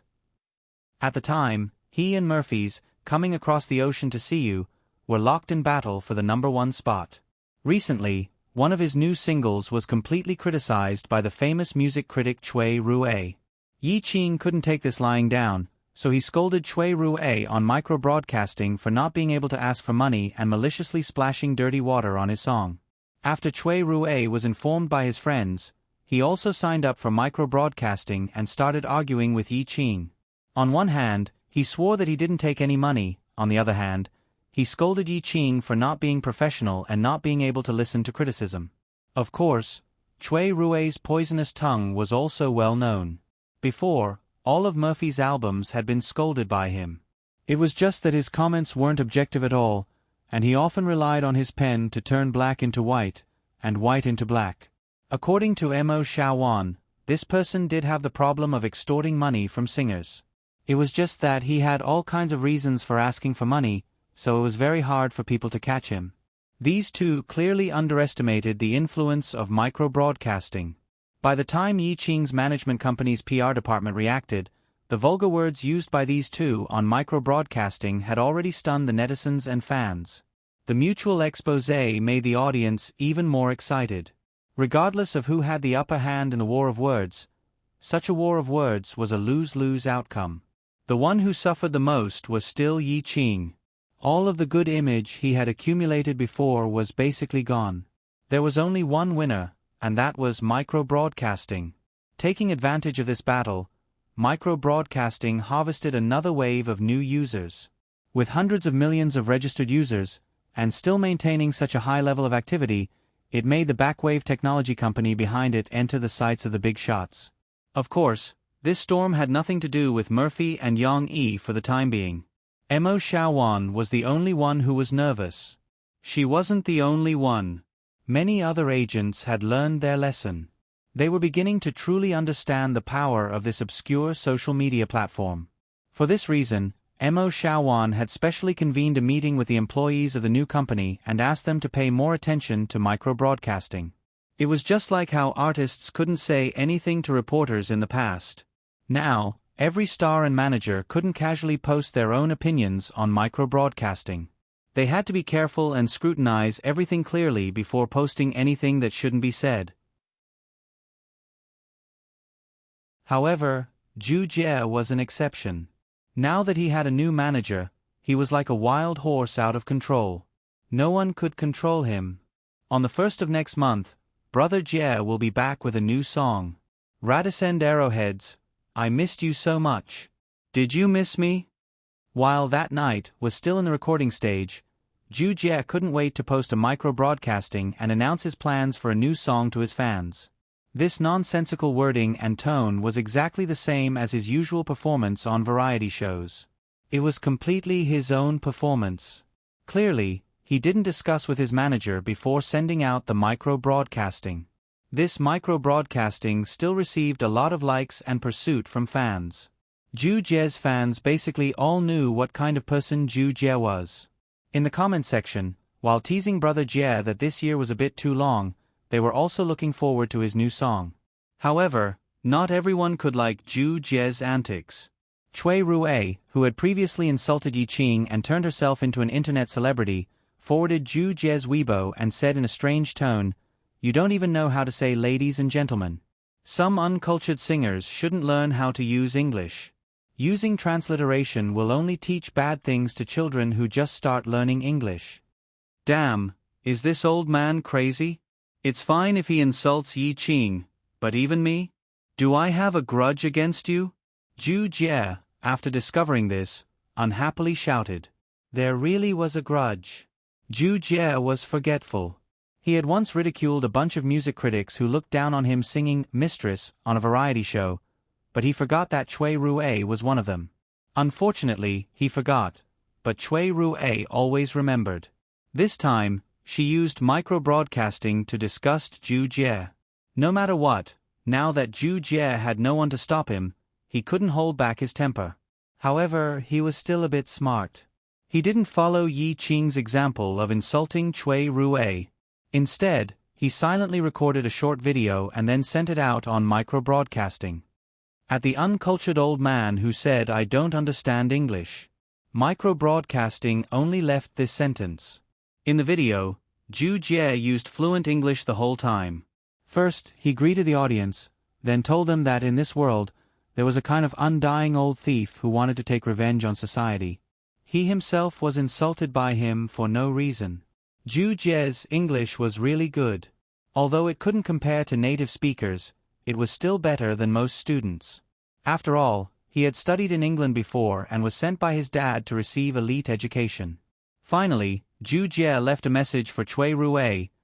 "Fa you damn uncultured old man. Fa you damn uncultured old man. Fa you damn uncultured old man.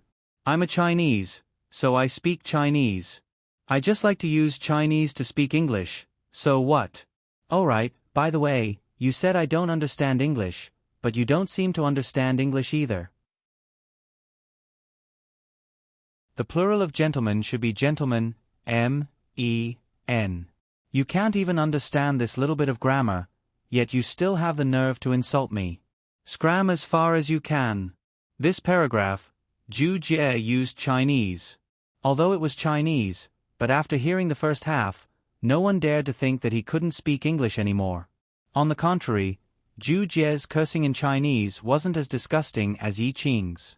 Most of the people who watched this video felt that it was very satisfying. Well insulted. Good job, Zhu Jie. The front row prompt, the one who insulted is Cui Rue, the guy who made a big news with Yi Qing. Before, he also inexplicably insulted our brother Jie. This old man, I've been unhappy with him for a long time. You should scold this kind of uncultured person. FAQ. Just for this point, brother Jie, I'm a fan. Haha. Cui Rue lost a lot of face, right? Pretending to know when you don't know, and ended up scolding someone who really knows. My brother Jie, scolding people without being dirty. My brother Jie is multi-talented, haha. In the comment section, it was almost one-sided in support of Zhu Jie. At this moment, Zhu Jie unexpectedly hyped himself up, and even more people knew that he was going to release a new song. The entertainment circle's liveliness had nothing to do with Yang Yi for the time being. By the weekend, after buying the basic furniture, appliances, and so on, Yang Yi and them could finally move. There was no rain on this day, the sun was shining, and the Grand Canal in the distance was sparkling, as if it was plated with a layer of silver film. The flower bed in front of the building was also full of beautiful flowers, red, yellow, purple, pink. It was as if the paint jar had been knocked over here, and it was also beautiful enough to make people stop and linger. It's time to go. Yang Yi gently patted Murphy's shoulder from behind and said softly, Murphy reluctantly looked again, then turned and gently drilled into Yang Yi's arms, hugged his waist, and sadly said, "Suddenly I'm a little reluctant to leave here." "I know." Yang Yi gently lifted Murphy's hair that was messed up by the wind. Murphy pulled Yang Yi over, pointed down, and said, "Husband, look, I still remember the path on the other side of the Grand Canal. When I didn't have a relationship with you, we were there, walking with Shi. It was at night, there were no street lights, and you protected me, telling me not to be afraid. Of course I remember, at that time, you even sang a song for me. I found that your a cappella singing was better than the one played on the record." Yang Yi caressed Murphy's face. His eyes were full of love. "When it comes to records, I'm a little embarrassed." Murphy's face slightly blushed, and said in a low voice, "At that time, you just started to renovate this coffee shop, and I was worried that you would put other beautiful stars' photos and records on the shelf, so I occupied the shelf closest to you and let you put all my records and accessories. Could it be that, at that time, you started to listen to my songs?" "How could it be? I have always liked your songs." Yang Yi lied, but then he said seriously, "But I think it's also very good to release your album. How can there be a more beautiful star than you?" Listening to Yang Yi's words of love, Murphy's heart was sweet, but she said, "No, I'm not beautiful. And the flower bed here, it was not so beautiful last year, we just tidied it up this year, and planted a lot of beautiful flowers. In the end, it just bloomed, and we have to move away." Murphy looked around and said sadly, "We have a large space in the new villa where we can plant flowers. When the time comes, I'll plant the flowers with you," Yang Yi comforted her. "Besides, we won't be moving out of this house completely. Although Huan and Ding Xiang will move here in the future, the master bedroom will still be left for us. When we are free, we can come back and stay for a few days. And there is my coffee shop here.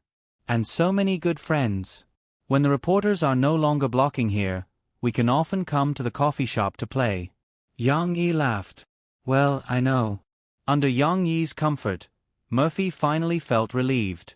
She said with a smile, "In fact, no matter where we live, as long as you and Shi are here, it is enough." At this time, Shi, who was dressed neatly, ran over. The little girl with 2 long ponytails looked very cute.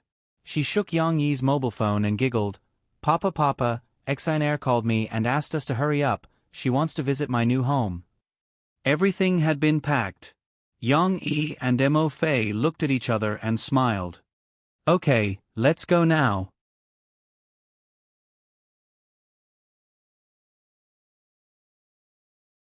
Chapter 492.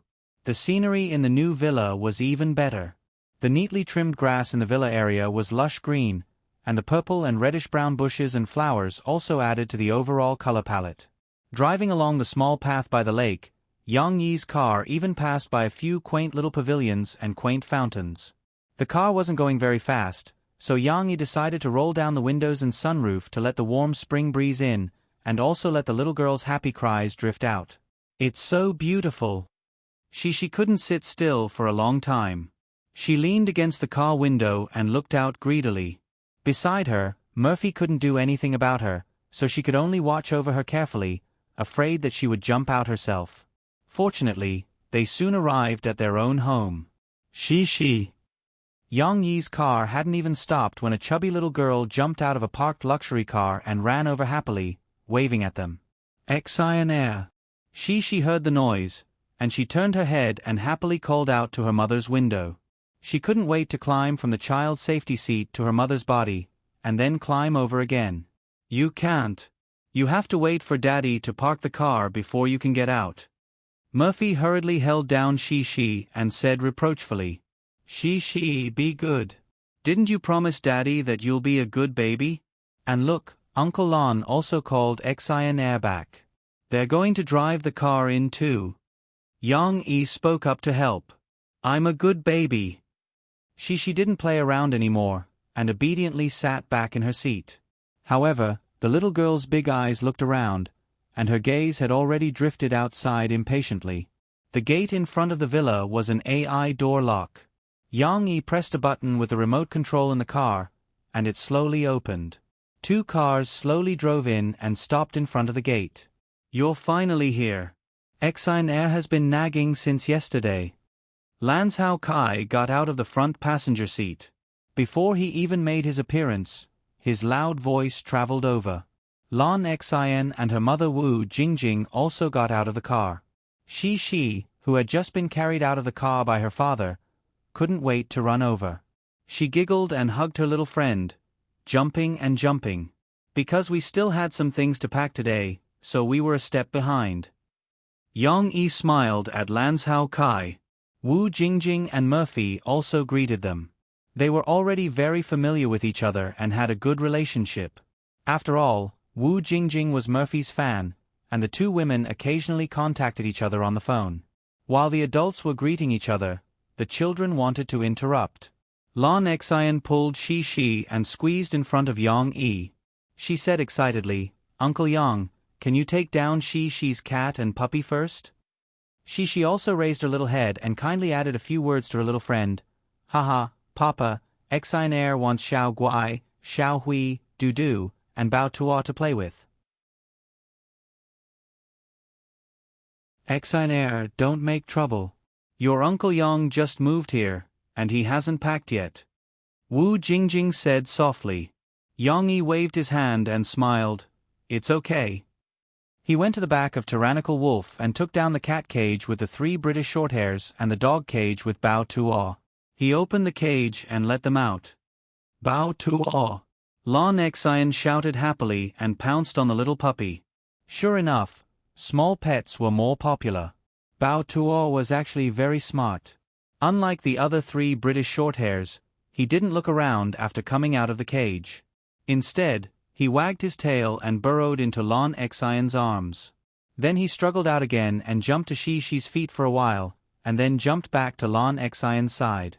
He jumped around excitedly as if he had been locked up for many years. Cats were a little cold. Only Xiao Guai went to Shi's side and rubbed his body against her feet. Then he closed his eyes and enjoyed Shi's touch. Xiao Hui and Du scattered as if nothing had happened. They weren't affected by being locked up in the cage at all. Instead, they were more interested in their new surroundings. "Xiao Guai, Bao Tuo, this will be our home from now on." Cici picked up the chubby Xiao Guai with great difficulty, then led Steamed Bun, who was eagerly following her, to the grass under the sunlight. She put Xiao Guai down, then stepped on the grass with her pink sneakers, and said happily with her hands spread out. The bright and beautiful sunlight shone on the little girl's cute smiling face. Her small eyes were curved like crescent moons, her small mouth was smiling sweetly, and her neat and white teeth made it seem as if the whole spring was shining brightly. "Shi, I'll bring my big dog over to play with you in the future." Lan Xian was also bouncing around excitedly. Under the warm sunlight, her chubby little body seemed to be filled with energy as well. Okay. She giggled. As if influenced by them, Bao Tuo also ran around the grass happily or circled around the 2 little girls. His tail was wagging so much that his butt was about to pop out. Xiao Guai and the others also seemed to be very satisfied with this environment. Xiao Hui and Xiao Guai rolled around on the grass and played around. Meanwhile, Du was lying on the grass and lazily grabbing the grass. She stretched her enchanting waist and squinted her eyes. On the new side of the house, whether it was the space in the courtyard or the spacious villa, it was much bigger than the previous house. This was of course good news for the kittens and puppies who loved to play and move around. As for Shi, the happiest thing about moving here was that she could often visit Lan Xian in the future. On the adult side, Murphy and Wu Jingjing sat on the swing outside the house and chatted. They needed to take care of the 2 little girls who were playing outside. It wasn't that there was any external danger, but they were worried that they would accidentally run to the back of the house. There was a swimming pool there. Although there was no water, it was still very dangerous to accidentally step into such a big hole. On the other hand, Lan Hao Kai was invited by Yang Yi to go in and look at the decorations after Yang Yi bought the furniture. When they walked to the dining room on the first floor, Lan Hao Kai turned his head and said, "Yang Yi, I think you should make a red wine rack in the dining room to collect some red wine. It would look more tasteful. Now that this big rack is here, it's empty and doesn't look good at all. Yang Yi glanced at Lan Hao Kai's big rack and said with a smile, Murphy doesn't like wine, and Shishi doesn't let me drink either. So now there's basically no wine in the house. How can I collect it? There's a mystery behind this rack. Look at this height. It's not a waste of space. In the future, it will be reserved for Murphy to place her flower arrangements. Flower arrangements? Lan Hao Kai looked at it carefully again, nodded, and said, This is good. Your wife knows how to do this. I'll ask Jing Jing to come over and learn from her later. Haha, no problem. Yang Yi smiled and nodded. As the two chatted, Yang Yi suddenly received a call. Gua Ziyi and the others had finally arrived. When they moved, there were actually a lot of things to move. Although many things could be bought again, things like the guitar, Murphy's clothes, Yang Yi's books, Shishi's toys, and so on still had to be brought over. The more Murphy packed, the more things there were. Dominator couldn't fit them all. Therefore, Yang Yi asked for 2 commercial cars from Sahara Publishing. Together with Mo Xiaozhuan's car, there were 3 cars in total. Gua Ziyi drove 1 car with Ding Xiang and Yang Huan. Lin Mu and drove the other car with his girlfriend. Mo Xiaowan drove Lu Xiaoshu and Miao Chuan. The group of people came over to help Yang Yi move and celebrate the arrival of the new house. Lu Xiaoshu and Miao Chuan knew that Yang Yi had been helping them. Although they were still in the lawsuit and couldn't do anything else to repay Yang Yi, they could still come over and help Yang Yi move. They came a little later because Yang Huan and Ding Xiang had to go to class. Yang Yi and the others couldn't wait because of Shi, so they set off first. The remaining 3 cars were led by Mo Xiaowan. They carried the remaining luggage and set off together after everyone had arrived. However, Yang Yi forgot that their cars hadn't been registered yet. They were stopped at the entrance of the neighborhood. It's okay. I'll contact the security guard now and let you in.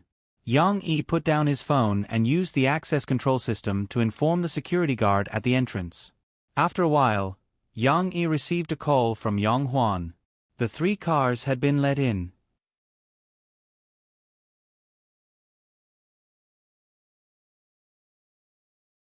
Chapter 493.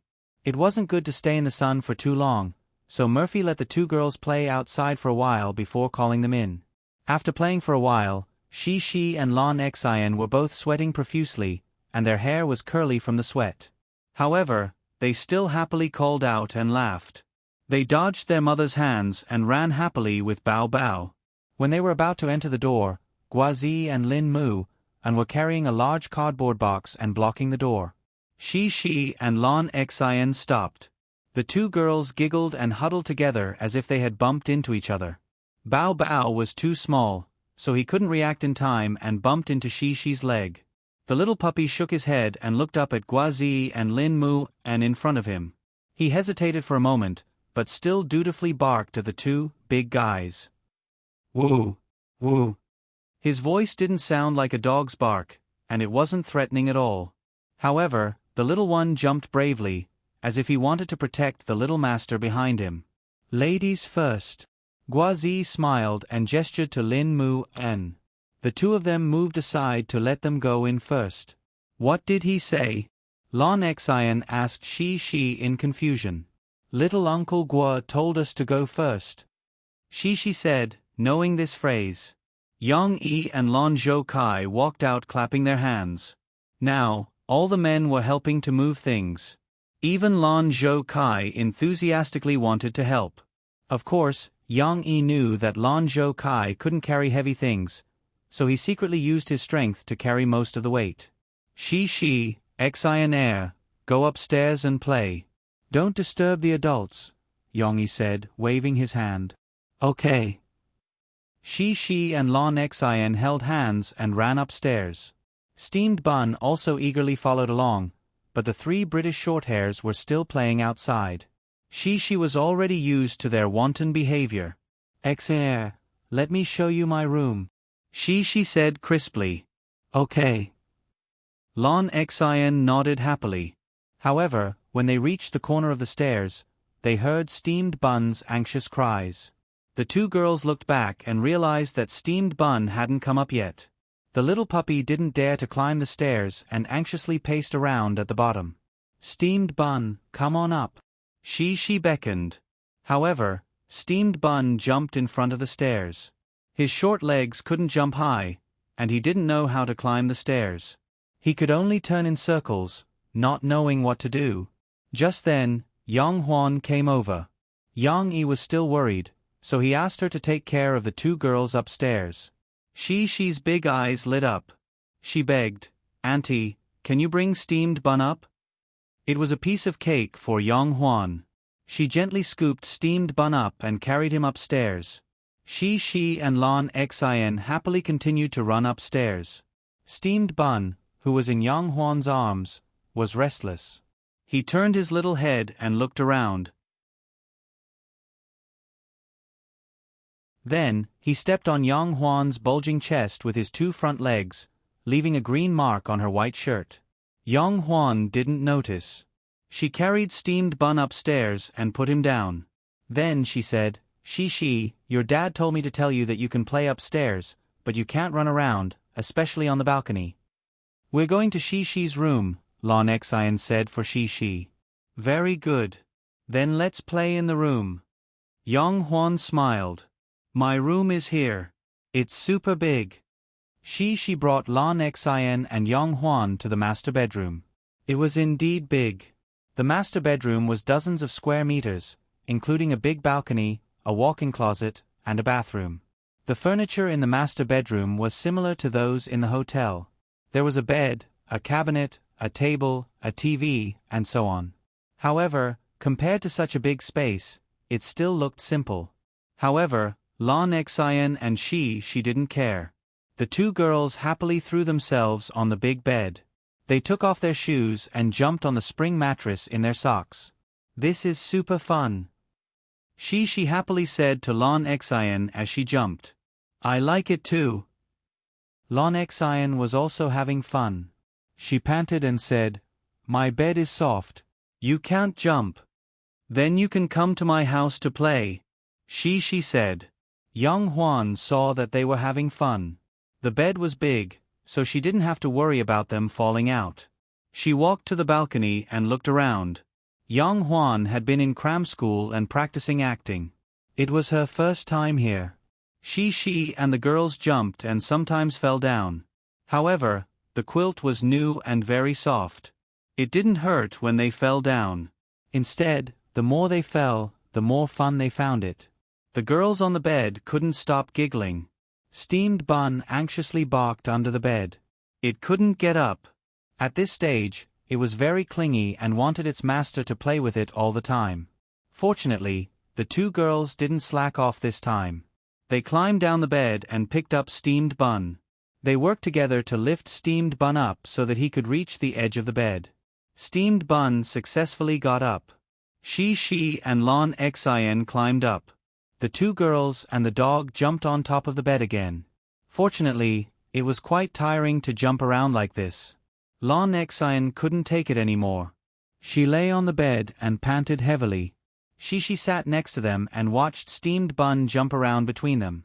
Lan Xin, who was panting, suddenly remembered something.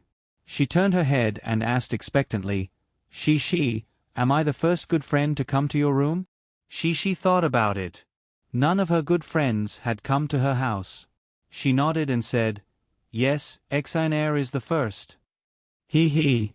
Lan Xin raised her foot happily as if she wanted to dance, but she was too tired to do so. Yang Huan couldn't hear the movements in the room. She walked in and didn't know whether to laugh or cry. She. How could you let Steamed Bun on your bed? What if he dirted your parents' bed? You were playing outside just now.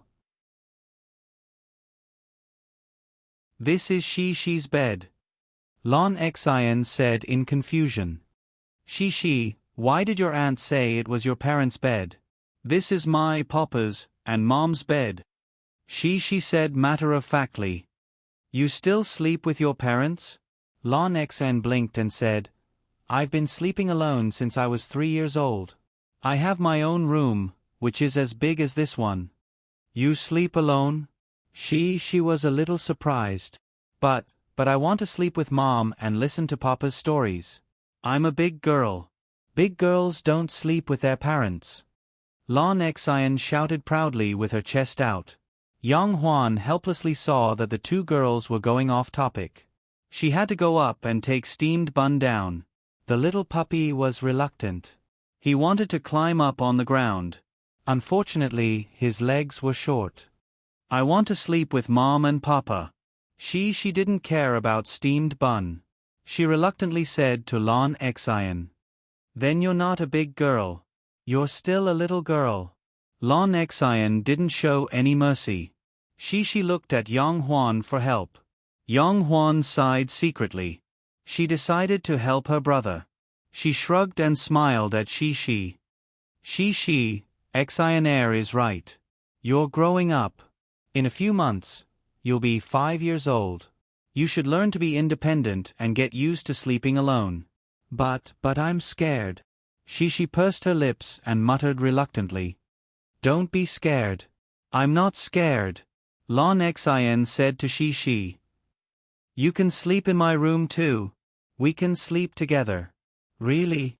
Shi suddenly became happy again, as if she didn't feel wronged just now. I'll sleep with you too. Let's sleep now. Lon Xian rolled on Shi's big bed. She was in high spirits. She rolled on the bed and rolled up the quilt. She giggled and said, Let's sleep then. Yang Huan watched the two girls rolling around in the quilt. She was a little confused by their changing topics. She shook her head helplessly and went to the balcony to enjoy the scenery.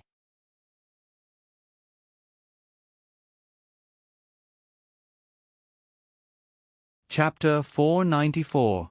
At night, after dinner in the clubhouse, everyone went back home. After a busy day, it was time to take a break. However, Yang Yi couldn't bear to see the big and small boxes in the living room messily. He was still tidying up. He took out rows of clothes and bags of toys from the boxes and carried them upstairs to arrange them properly. Yang Yi was full of energy. He didn't feel tired running up and down. On the contrary, seeing the boxes being cleaned up by him, he became more and more energetic. She had been playing all day. She was so sleepy that she couldn't help yawning. She didn't want to move and just wanted to sleep. But the little girl hadn't taken a bath yet, so Murphy carried her to the bathroom in the bedroom to take a bath. Soaking in the warm water and wiping her face, she finally felt a little refreshed. Mama! Cece, who was sitting in the bathtub, was playing with the bubbles in her hands as she called out. Yes. Murphy answered casually as she carefully washed the foam on her back with a soft towel. Mom, Xian Air said that she sleeps in a room alone. She said. Murphy looked up and said jokingly, Really? Do you also want to sleep in a room alone? She quickly shook her head and said with a pout, No, I'll be scared. Murphy smiled secretly. She didn't have the heart to tell the little girl a cruel truth. In fact, after she fell asleep at night, she often slept alone in the room. At this time, she explained to her mother unhappily, but Xian Air said that she sleeps alone since she was 3 years old. Slow down. You mean that Xian Air has been sleeping alone since she was 3 years old, right? Murphy said softly. Yes, then Auntie also said that she has grown up and wants to sleep alone. She nodded her head and said with a little grievance. It was too late. If she washed her hair, she couldn't sleep later. So Murphy put a big bath cap on her little head, which looked very interesting. Do you want to sleep alone? Murphy asked softly. No, I want to sleep with Papa and Mom. She missed the feeling of being sandwiched between her parents. It was very warm. What's more, Yang Yi didn't sleep with Mo Fei in Cece's arms many times. After they got the marriage certificate, they slept like this for a while. Later, when Grandpa came, Yang Yi could only sleep in the second bedroom alone. She hadn't enjoyed this kind of happiness yet. Then don't rush to live in a room by yourself. Mo Fei smiled and asked the little girl to stand up. She was going to change the water in the bathtub. Really? She looked at her mother with her big eyes in surprise. After she heard Lan Xian and Yong Huan's words, she didn't know what to do. She didn't expect her mother to give her hope again. Of course, she will always be Mom's little darling, Murphy said with a smile. She opened her bare arms and hugged her mother's neck. With a bag sound, she gave her mother a kiss and then laughed happily. Hey, there are still bubbles and water on your body. They are all on Mama's body. Mo Fei smiled and patted Cece's little but gently. The little girl was still hanging on Mom's body. She giggled and shook her little but mischievously, saying, Mom, you haven't taken a bath yet. Don't be afraid. At this time, there was a soft knock on the bathroom door. Yang Yi's voice sounded. Yang Shi, tell Dad, what's with the messy dog footprints on the bed? Could it be that Steamed Bun can jump onto such a high bed by himself? Hearing her father's scolding voice, Shi, who had been caught doing something bad, hugged her mother's neck and stamped her feet on the ground as if she was running away. She was embarrassed and mischievous. The next morning, the chirping of birds opened the prelude to the day. They came from Pavilion Mountain behind the villa area. In this quiet and peaceful villa area, they didn't seem to have to worry about their own safety.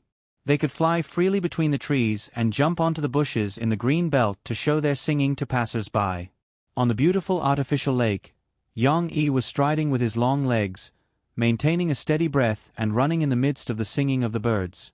Running here, although it didn't consume a lot of energy like climbing Pavilion Mountain in the past to achieve the effect of exercise, the scenery by the lake was still as beautiful. The air was also very fresh, making people feel relaxed and happy. After running a few laps at an extraordinary speed, Yang Yi went to the nearby market to buy groceries. However, it was still early, so he wasn't in a hurry to make breakfast. Instead, he threw the big and small bags of meat and vegetables in the kitchen. He went to the courtyard of the villa and began to practice Hong Quan. Although it was the kung fu of this life, Yang Yi's boxing was not ordinary. He used real kung fu. When he punched the air, his clothes fluttered, and it had the power to split mountains. When he kicked out, he turned around like lightning and swept out a second leg. The wind from his foot caused an explosion in the air. After practicing for an unknown period of time, Yang Yi's body was soaked in sweat.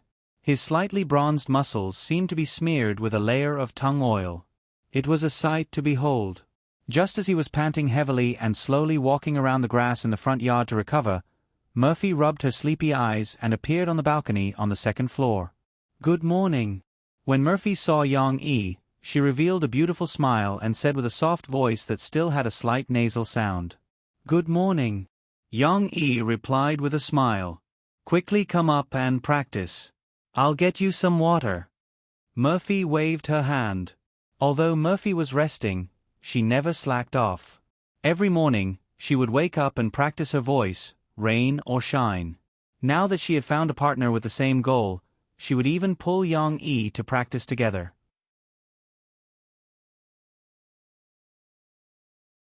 Of course, Yang Yi's practice was not as much as Murphy's. When Yang Yi finished practicing and went downstairs to prepare lunch, Murphy's clear singing voice could still be heard in the kitchen. Your existence, deep in my mind. However, this was not Murphy's singing voice. It was Yang Yi's phone ringing. Yang Yi took out his mobile phone and glanced at it. When he found that it was Shen Xinyu, he could not help but raise his eyebrows. Calling so early in the morning, was there something urgent? However, if Zhang Lang had something urgent to look for him, it would be a big deal. Yang Yi was a little worried about his brothers and quickly picked it up. However, when he heard Shen Xinyu's hearty laughter on the phone, Yang Yi's hanging heart was relieved. Did you take the wrong medicine early in the morning? Yang Yi was more casual with Shen Xinyu. He smiled and said, You called so early and you're laughing here. Ha ha ha, sorry, jet lag, we just came back from abroad. When we heard that you had a wedding, we didn't even have time to put down our things and called you. Wait a minute. Shen Xinyu shouted on the other end of the phone, Come on, I'm going to turn on the speaker. After a while, a group of people screamed from Shen Xinyu's side, Old Yang, congratulations on stepping into the grave of love. However, without marriage, love will die without a burial ground. Hee hee, I wish you a happy marriage. Yang Yi could tell that they were all Zhang Lang's brothers. Luo Zongxing, Yu Xiaotian, and the others' voices were mixed in. He was a little moved and smiled. Thank you, everyone. Hey, you said you got married in such a hurry. You didn't say anything in advance. You made a sudden attack and bumped into us going abroad for the competition. We couldn't even attend your wedding. Shen Xinyu said. Yang Yi knew that Zhang Lang would once again represent the entire army in the World Special Forces competition this year. When he called Shen Xinyu and the others to tell them about his marriage, the brothers who stayed behind told him about it. Yang Yi smiled and said, plans can't keep up with changes. Sometimes, there's nothing we can do about it. I can understand that you can't participate. Don't talk about going abroad for the competition. Even if there's nothing important, you can't ask for leave. A soldier's leave was not casually applied, let alone Zhang Lang who had to be on standby at all times. Hee hee. Shen Xinyu laughed without any awkwardness. It's good that you have the heart, brother, Yang Yi said as he seasoned the porridge. Yang Yi, when are you coming back to take a look? Shen Xinyu suddenly said. For some reason, there was a hint of sadness in his voice. Although it's impossible for you to come back and continue to fight side by side with us, we all miss you very much. After so many years, we all hope that you can come home and take a look. Yang Yi was silent for a while before he slowly said, I understand. After a while, I'll take some time to visit you guys. The main thing is that old Luo is about to retire. He, that old bastard, has reported it and the higher-ups have approved it. He might leave Zhang Lang in June. Shen Xinyu was probably afraid that old Luo would hear him and lowered his voice. Yang Yi was not surprised by this news. The last time they came to Jiang City, Luo Zongxing had expressed this intention. This is also a good thing. Old Luo has been in Zhang Lang for so many years. It's time for him to be promoted.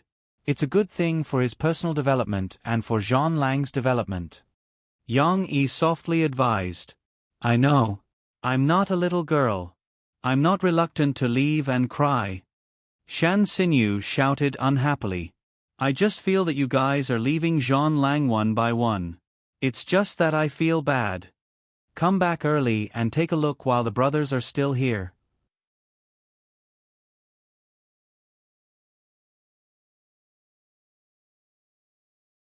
Chapter 495.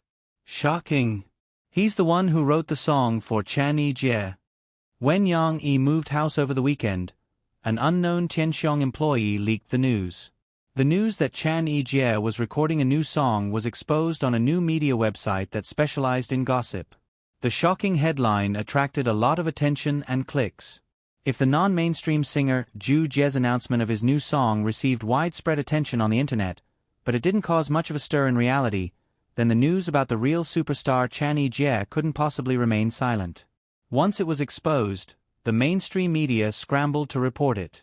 What's more, according to the news, the one who wrote the song for Chan Yijie was Mu Xiang, who was also Yang Yi, who had been in the limelight this year. The two had a close relationship and Chan Yijie had even attended Yang Yi's wedding as his best man. The collaboration between Yang Yi and Chan Yijie wasn't unexpected, but it was enough to make people look forward to it. What song did Yang Yi write for Chan Yijie? Although Tianxiong told the reporters that it was not convenient to disclose it for the time being, it was inevitable that the media would speculate. Could it be the two songs that Yang Yi and Murphy sang before? However, I Want to Sing Me to You, and Today You Will Marry Me didn't quite fit Chan Yijie's style. Moreover, the fans had already decided that these two songs had to be sung by Yang Yi and Murphy, so this speculation wasn't very likely. It was just a trick that the media put together to make up the number of words. However, one media outlet speculated that it might be University Days, which was the song that the male lead of Fairy Tale sang at the school's freshman party but didn't release. It was a folk song, so Chan Yijie might be able to sing it. Not only did the media speculate, but the netizens also discussed it. However, as they talked, the topic changed from Chan Yijie to Yang Yi. How long will this guy wait before he's willing to release his first song? After all, there were only a few tens of thousands of people who attended Murphy's concert. Most of them only knew who he was. They knew that his singing was not bad, but had not heard his voice. Just like urging him to get married, netizens gathered under Yang Yi's micro-broadcasting. Yang Yi's latest complaint about she letting the puppy dirty the sheets on the bed, urging Yang Yi to get married. Don't be busy showing off your baby every day. Hurry up and come up with a song. It's not that you can't show off your baby, but you should at least show off your front face. It's not like we don't know she. Your child with Murphy is so beautiful. Can't you bear to show it to us? Looking forward to the stars and the moon, Yang Beige. Do you want us to wait until we are old to have the honor of hearing your song? It wasn't just Yang Yi's micro-broadcasting. Murphy's micro-broadcasting, which had been updated more frequently recently, was also occupied by netizens who came to watch. Goddess, it doesn't matter if you want to recuperate, but it seems like you are the one who is pregnant, not your husband. Hurry up and ask him to come out and sing. Auntie Mo, don't hide Uncle Yang at home. Good things should be shared with everyone. Some netizens teased. Perhaps because the netizens were urging her, Murphy updated a new micro-broadcasting, which made the netizens feel refreshed. Everyone, please be considerate of Yang Yi. Recently, he has to take care of she and accompany me for a prenatal checkup. He also has to cook delicious food according to my unpredictable appetite. It's already very hard for him. However, in order to thank everyone for their support and blessings, Yang Yi told me that he will try to release a new song next month. Under the micro-broadcasting, Murphy routinely posted a few photos.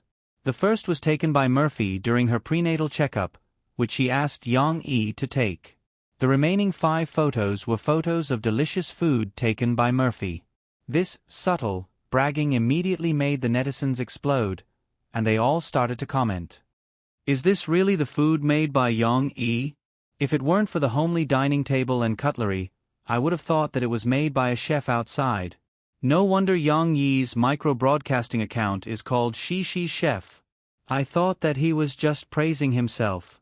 I didn't expect that he really has good culinary skills. My she is so lucky. He can write songs and novels, and he can sing. Now, he has high-level culinary skills. Who can tell me, is there anything that Yang Yi can't do? I really think that Murphy is very lucky. Can you give me a dozen of such a husband who can cook? The netizens were envious, jealous, and hateful. Fortunately, Murphy revealed that Yang Yi would release a new song next month, which calmed their restless hearts. They all began to look forward to it. On Monday, Yang Yi did accompany Murphy for a prenatal checkup. However, it was only 2 months. The prenatal checkup didn't reveal anything other than ensuring that Murphy was healthy. Let's change our perspective to Springfield Kindergarten. Today, she and Lon Xian were very excited. Under the envious eyes of their friends, the two of them told them that she had moved to Lon Xian's house to be her neighbor. Then, the two of them played together for 2 days. Steamed Bun is very cute. He likes to play with me. There are many rooms in my house. I can play hide and seek with Xian. Chen Shiyun couldn't help but say, hide and seek needs many people to be fun. It's not fun with 2 people. She seemed to have opened up the conversation of the other friends. Nan Xiaoyu said enviously, Xian, I also want to be your neighbor, but my house is too far away. I can't play with you. She said enthusiastically, Xiaoyu, you can move here. My papa sold a big house and then moved here. Nan Xiaoyu said awkwardly, but our family has no money. My father is sick and spent a lot of money. Then my mother doesn't buy me toys. It sounded so pitiful. Without toys, how could Nan Xiaoyu live normally? She blinked her big eyes and said, then I'll lend you money. My papa gave me pocket money. He put it in my little piggy pot. I can do it too. I have money too. Lon Xian didn't save money by herself. She didn't know that Lanzhou Kai had actually set up a trust fund for her. However, the little girl remembered that there was a beautiful foreign note in her drawer. She thought that it was very colorful, so she asked her father for it. "I don't have money. My mother doesn't give me money. She said that if I want to buy something, I can just tell my father." Yang Luoqi said awkwardly. "I have 2 yuan. I'll buy a big house for you." Chen Shiyun was the most straightforward. She took out 2 1-yuan notes from her pocket. It was also her pocket money, but Chen Shiyun often spent it to buy candy. "Can I buy a house with 2 yuan? Chen Shiyun knew that 2 yuan could buy a bag of candy, but she had no idea about the price of a house. However, she still showed a generous attitude. "Thank you, Shi. Thank you, Xer." Nan Zhaoyu didn't take it. He politely thanked his friends, shook his head and said, "But I can't take it. My mother said that I can't take other people's money." The crisis of the piggy bank in the villa was temporarily resolved. "Okay then." Chen Shiyun stuffed the money back into her trouser pocket. She said indifferently, "I don't want to go to school. I want to go to Shi's house to play. Nan Zhaoyu, you can come too." "I want to go and play," Nan Zhaoyu murmured enviously but hesitantly. "Okay." She clapped her hands happily and said, "I have a swimming pool at home. My father said that when the weather gets hot, we can go swimming." Shi, I want to swim too," Yang Luoqi said enviously. "But, you can also come to my house to play," Lon Xian said with some jealousy. "My swimming pool is super big, and it's super fun." He, let's go to Xian Air's house. Xian Air's house is also fun," Shi said indifferently. "But I still want to go to Shi's house because Shi's father can cook delicious food," Chen Shiyun said. "That's right." Lon Xian's eyes lit up.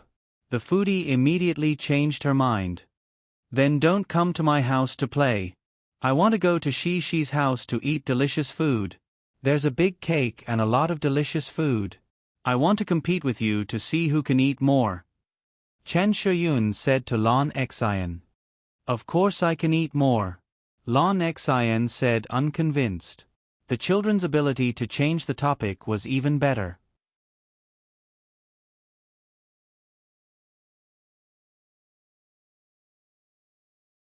Chapter 496. Murphy's announcement on micro-broadcasting was not to fool the fans.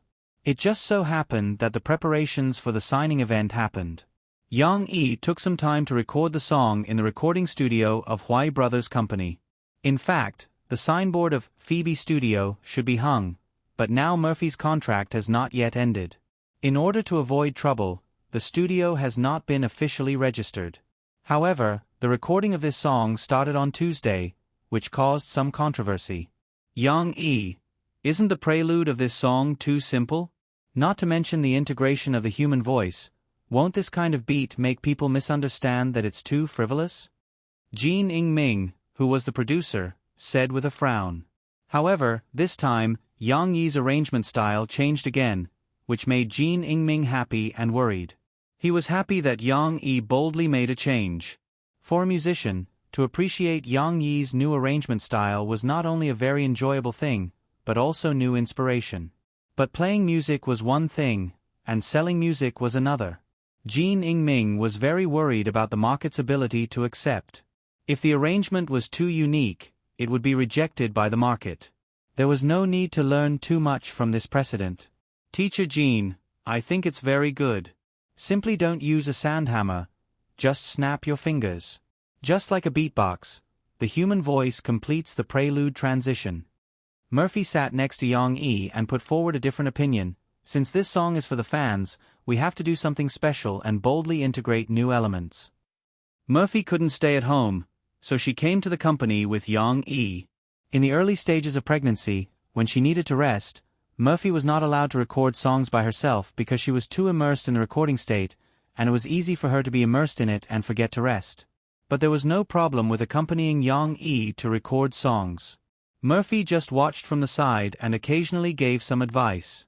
Yang Yi once thought that his love for music was at the level of a fever, but compared with Murphy, Yang Yi really felt inferior. After arriving at the recording studio, Murphy's whole mental state was refreshed, and she volunteered to help Yang Yi with the harmony.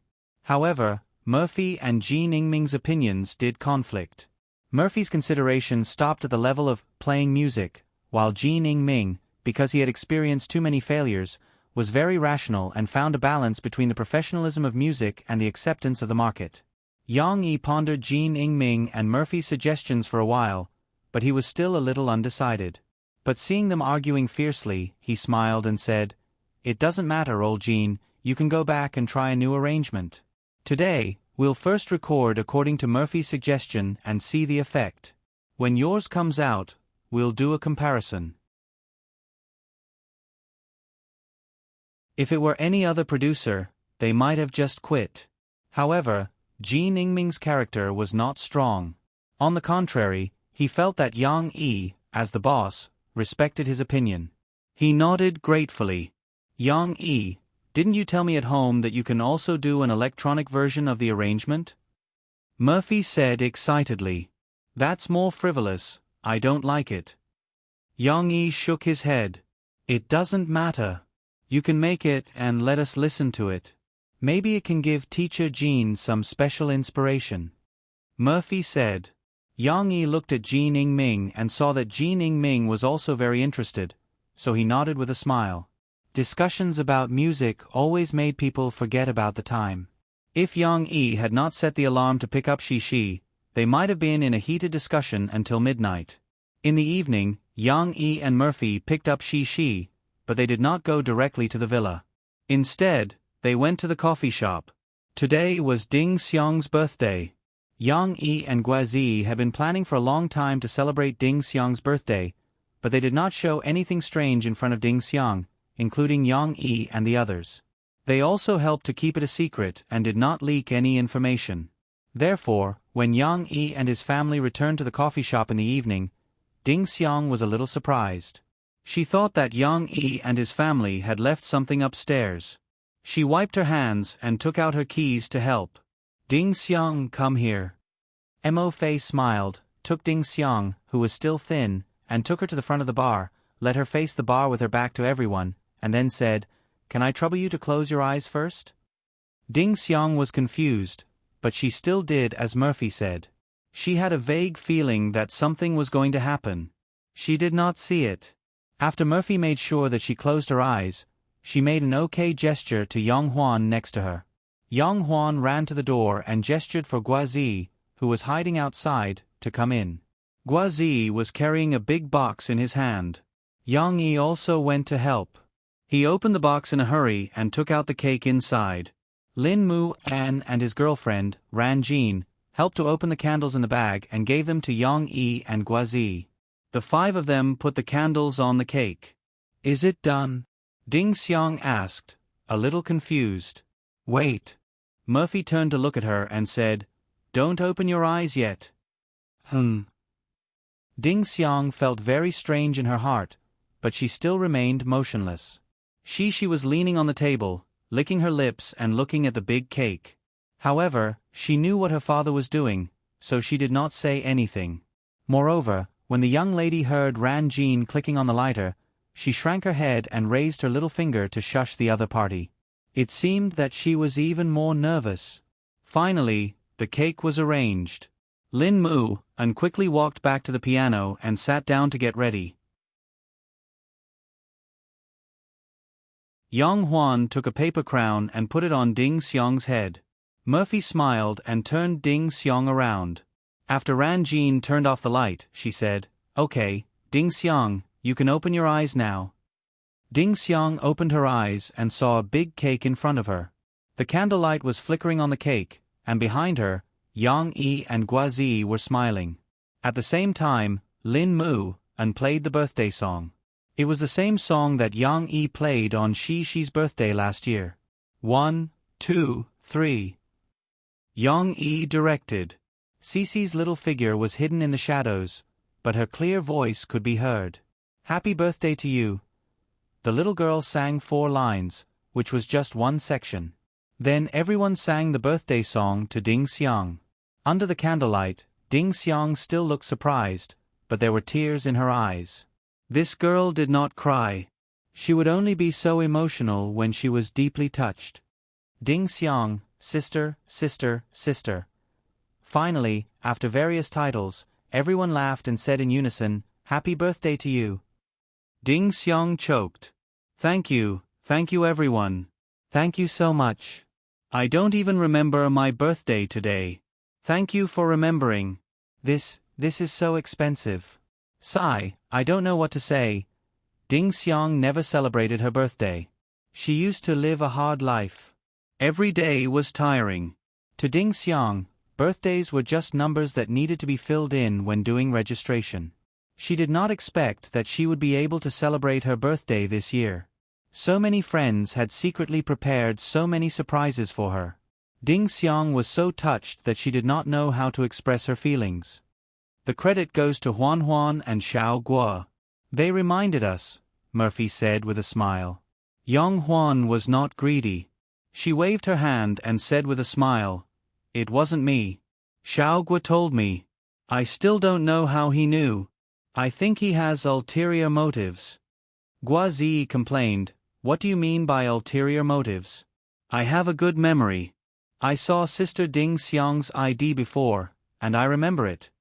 "Still thank you," Ding Xiang said quickly. "Don't say so much. Hurry up and make a wish and blow out the candles. It's your birthday. You should be happy. Come, Sister Ding Xiang, smile." Guo Ziyi said with a smile.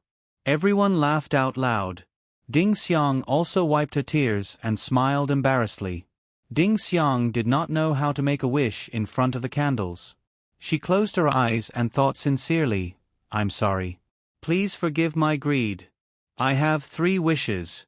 First, I hope that every good friend of mine can be healthy and have everything go well. Second, I hope that my grandmother can get rid of her illness and live a long and healthy life. Third."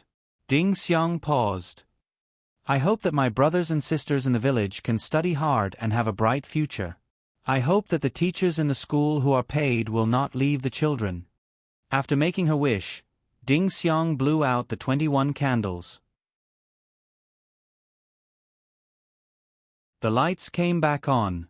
Ding Xiang, who was standing in front of the cake, smiled shyly. Her eyes were still red.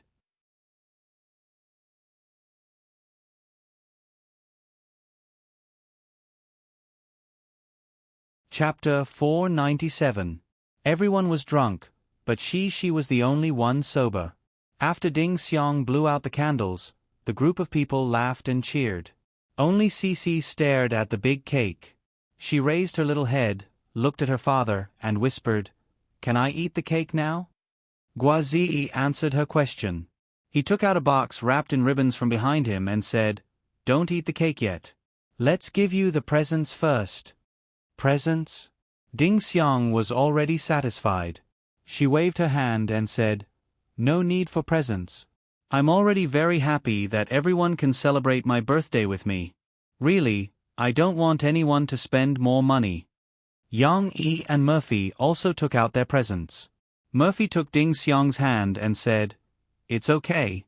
We've already prepared presents. Just accept them. Take Xiao Guo for example.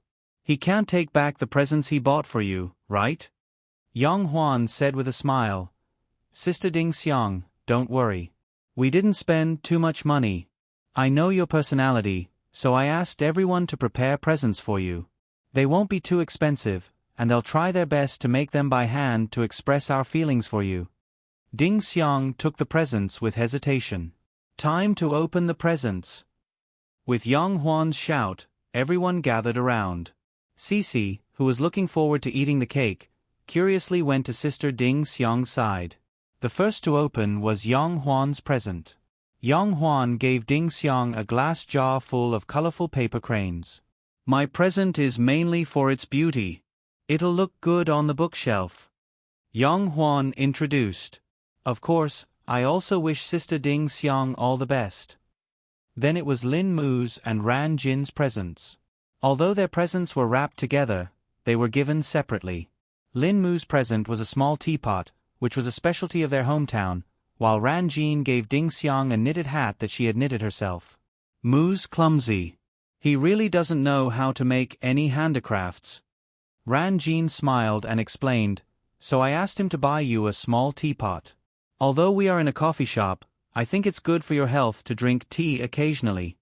Thank you, Senior Apprentice Sister Ranjin and Big Brother Lin. Ding Xiang was touched as she received the gift. Yang Yi and Murphy only gave one gift, but it was made by their family of 3. Ding Xiang opened the package and saw that it was a hand-carved photo frame. Instead of flowers, it was a picture drawn by Shi Shi. I drew this. When Shi Shi saw the gift, she remembered that she had participated in the making of it. The little girl leaned against her father and pointed at the gift sheepishly. But these were made by Mom. Shi Shi's drawing was rough, but one could still vaguely see that it was outside a coffee shop. The background was a 2-story building, and a group of people were standing in a row. Murphy's drawing was the flower bed. She made it with colorful petals. In order not to fade easily, Murphy made the petals into specimens. Who are these? Ding Xiang asked, pointing at the stick men on the picture. This is Papa, this is Mom, this is me, and this is little Auntie, this is Uncle Xiao Gua, this is Sister Ding Xiang. Shi started to count them one by one. Everyone's gifts were not expensive, but they were all full of sincerity. Ding Xiang liked all of them very much. Finally, it was Gua Zi's turn to present his gift. When Comrade Gua saw Ding Xiang pick up the box he gave, he became inexplicably nervous. He coughed dryly and said, Ahem, well, it's not early anymore. Sister Ding Xiang, why don't we eat the cake first? You can open my gift when you go back later. However, his words were unanimously rejected by everyone. How can we? There's only one left. We have to open it, Yang Yi said with a smile. Even Cece, who had been gluttonous to the point that she couldn't move her eyes away, shouted excitedly at this moment, I want to open the present. She could not wait and wanted to pull the ribbon on the gift, but Yang Yi held her hand and shook his head at her with a reproachful look. Under everyone's watchful eyes, Ding Xiang opened the gift box and took out a smaller gift box from it. Suddenly, the atmosphere became tense. Guazi pointed at it awkwardly. You have to open it again. Ding Xiang opened it and took out an even smaller box. Yang Huan finally could not hold it in anymore. She laughed and said, Xiao Gua, is this the Melrose Matryoshka doll you gave her? Not a typo. Guazi waved his hand with a red face and said, No, this is the last one. I'm not lying. Ding Xiang still tore it open. Then, she was stunned. What is it? Yang Yi could not hold back his curiosity and asked. Don't tell me it's another Matryoshka doll? Yang Huan was more impatient. She could not help but take a closer look. Hey, it's a hair clip.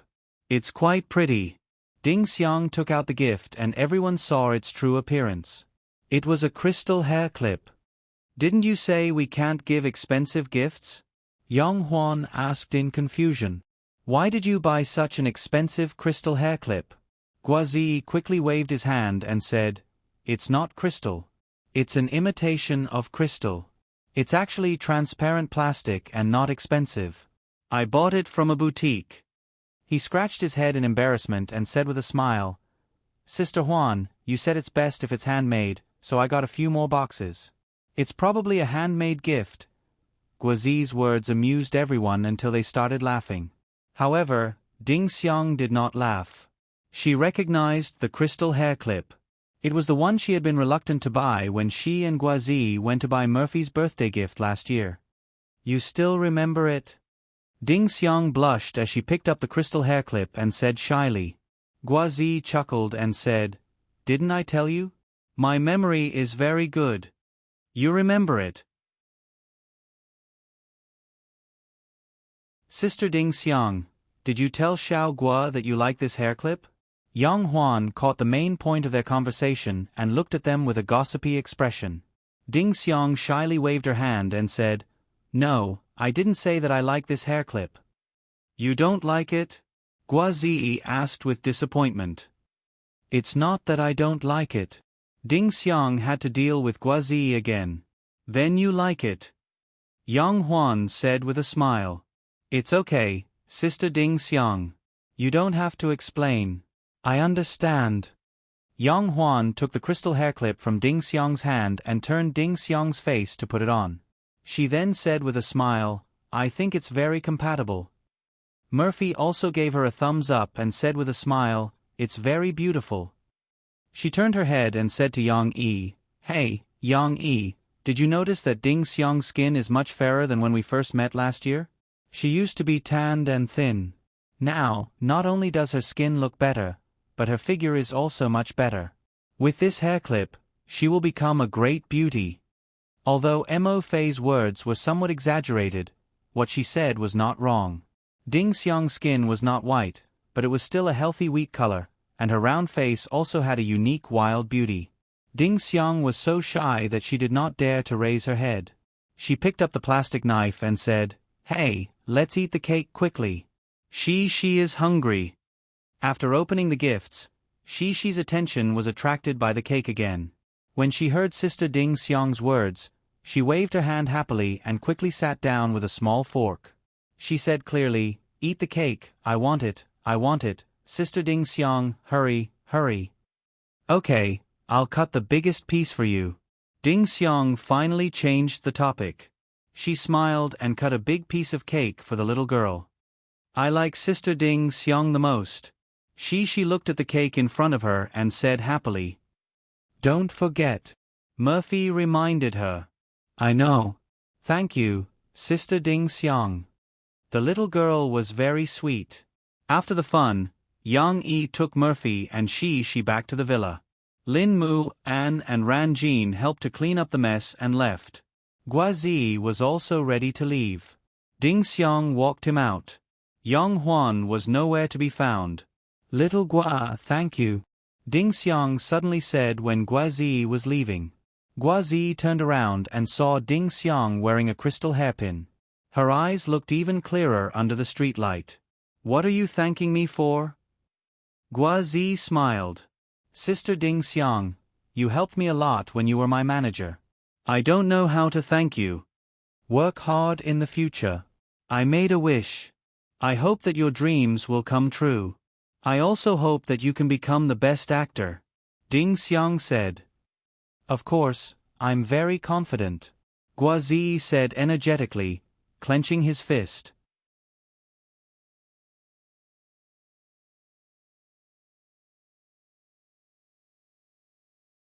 Chapter 498. Before Murphy's pregnancy, Yang Yi usually had nothing to do at home. However, after Murphy's pregnancy, Yang Yi unknowingly became busy. It was all because of Murphy. Those who approached Yang Yi were his own business. For example, this great director Chen Fengchen. Soldier's Assault is about to be completed. As an original author, aren't you going to visit me? The old man's voice sounded a little bitter. Director Chen, when I signed the contract with you, I promised not to interfere with your filming. If I visit you, wouldn't that be looking down on your ability?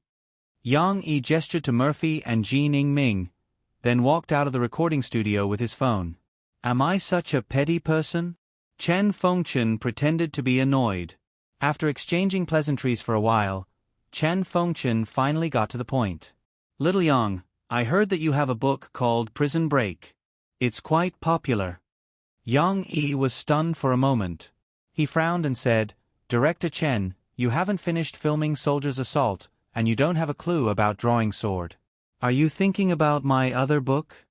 If that was the case, Yang Yi's opinion of Chen Fengchen would be greatly reduced. He hated greedy people. Haha, why would I? Your 2 dramas are enough to keep me busy for a few years. How would I have the energy to take on another drama? Maybe I'll have to retire after filming Drawing Sword. Chen Fengchen joked. What do you mean? Central TV has a channel called the Movie Channel. It broadcasts a lot of foreign translated films, and Global Pictures cooperates with the station in this regard. Chen Fengchen seemed to be talking about something irrelevant.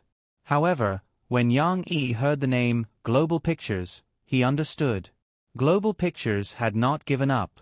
Not only did they entangle with the negotiation team of Sahara Publishing, but they also followed Yang Yi's work and found Chen Fengchen. I heard that the CEO of Global Pictures in China is called Su Zhongwei. He's a Chinese national CEO. Sure enough, he's well versed in China's national conditions. He's already using his connections. Yang Yi smiled faintly and asked, Director Chen, did the people from Global Pictures ask you to be their lobbyist? Hee, I can't be considered a lobbyist. They don't have enough face for me to be their lobbyist. Chen Fengchen said proudly, It's just that one of the leaders of the TV station came looking for me and asked me to pass on a message. He hopes that you can focus on the global film industry.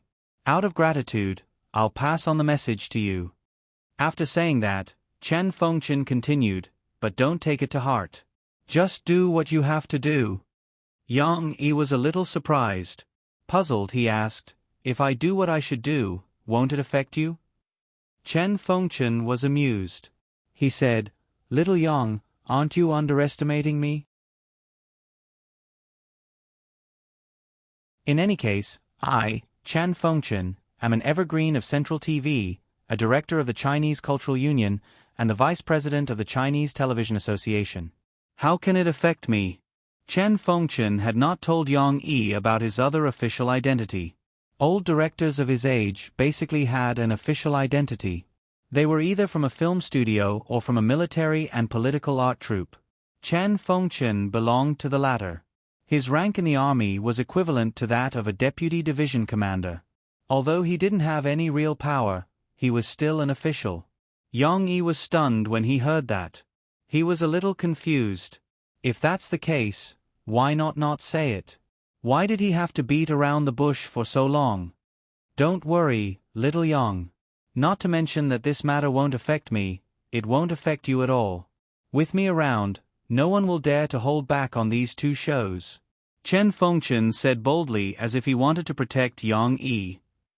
Thank you, Director Chen. Yang Yi didn't know whether to laugh or cry. However, he still underestimated Chen Fengchen. After Yang Yi thanked him, Chen Fengchen immediately followed up and said, You don't have to thank me. If you really want to thank me, then seriously consider the request I made to you last year. How about you participate in the promotional activities for Soldiers' Assault? So his real motive was this, a trick. Yang Yi was a little speechless. No, you only invited me to participate in the press conference for the completion of the movie. Is that so? Sigh, I'm old now, so I can't remember clearly. It's fine, it's the same. This book was written by you, and the script was also read by you. No matter what, it's your blood, sweat, and tears. You also hope that it can receive more attention and love, right?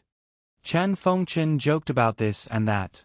After talking for God knows how long, Yang Yi finally returned to the recording studio and casually mentioned it to Murphy. Then did you agree?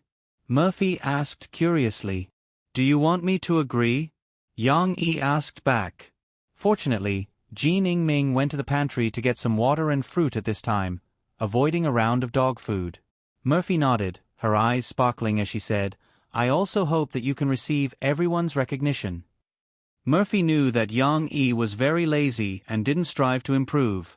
Although Murphy didn't usually ask Yang Yi to do things that he didn't want to do, in her heart, Murphy still hoped that Yang Yi could be like her, be a star that didn't fight for anything and enjoy the fun of music together. Then, they wouldn't be too busy, and they could take a vacation together and live their happy lives together. To sum it up, there was only one word: step in step. There were too many examples in the entertainment industry where people came together because of love, but because of different steps, they couldn't understand each other and eventually fell apart. Yang Yi rubbed Murphy's head and said with a smile, You guessed right. I promised him so that he wouldn't keep thinking about it. Yang Yi promised Chen Fengchen because of a change in mentality. In the past, he was worried that it would affect his normal life after being exposed by the media. But now that it had been exposed, it didn't seem to have a big impact. After all, he was rich and could afford a luxurious villa. On the contrary, he didn't have to hide it anymore, and his life was more open. Yang Yi was also happy and relaxed. Now I suddenly realize that you're more like a big star than I am. Murphy hugged Yang Yi's waist, pouted, and said coquettishly, "There's a signing event and a press conference. If you're not at home, what should I do?" Yang Yi rubbed Murphy's head and said with a smile, "Basically, I'll be at home. I told Director Chen that I can attend the press conference, but it has to be held in Jiangqing. Then, the signing event will be held in another city next month. I can bring you and Shi along.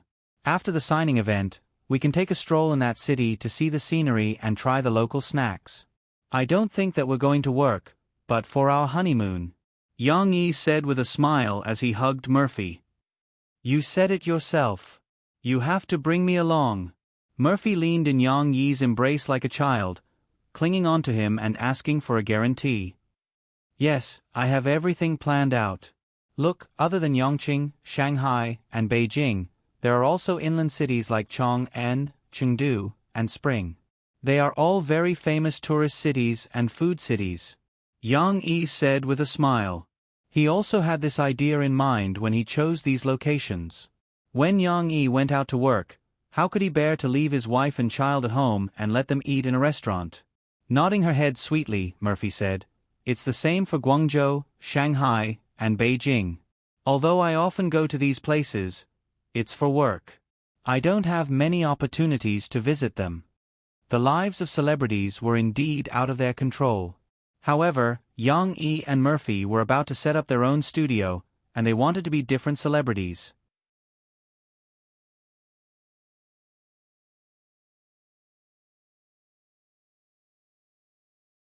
Chapter 499. A week later in Guangzhou, Mu Yuqing was humming a song as he walked out of his boss's office. He called his assistant over.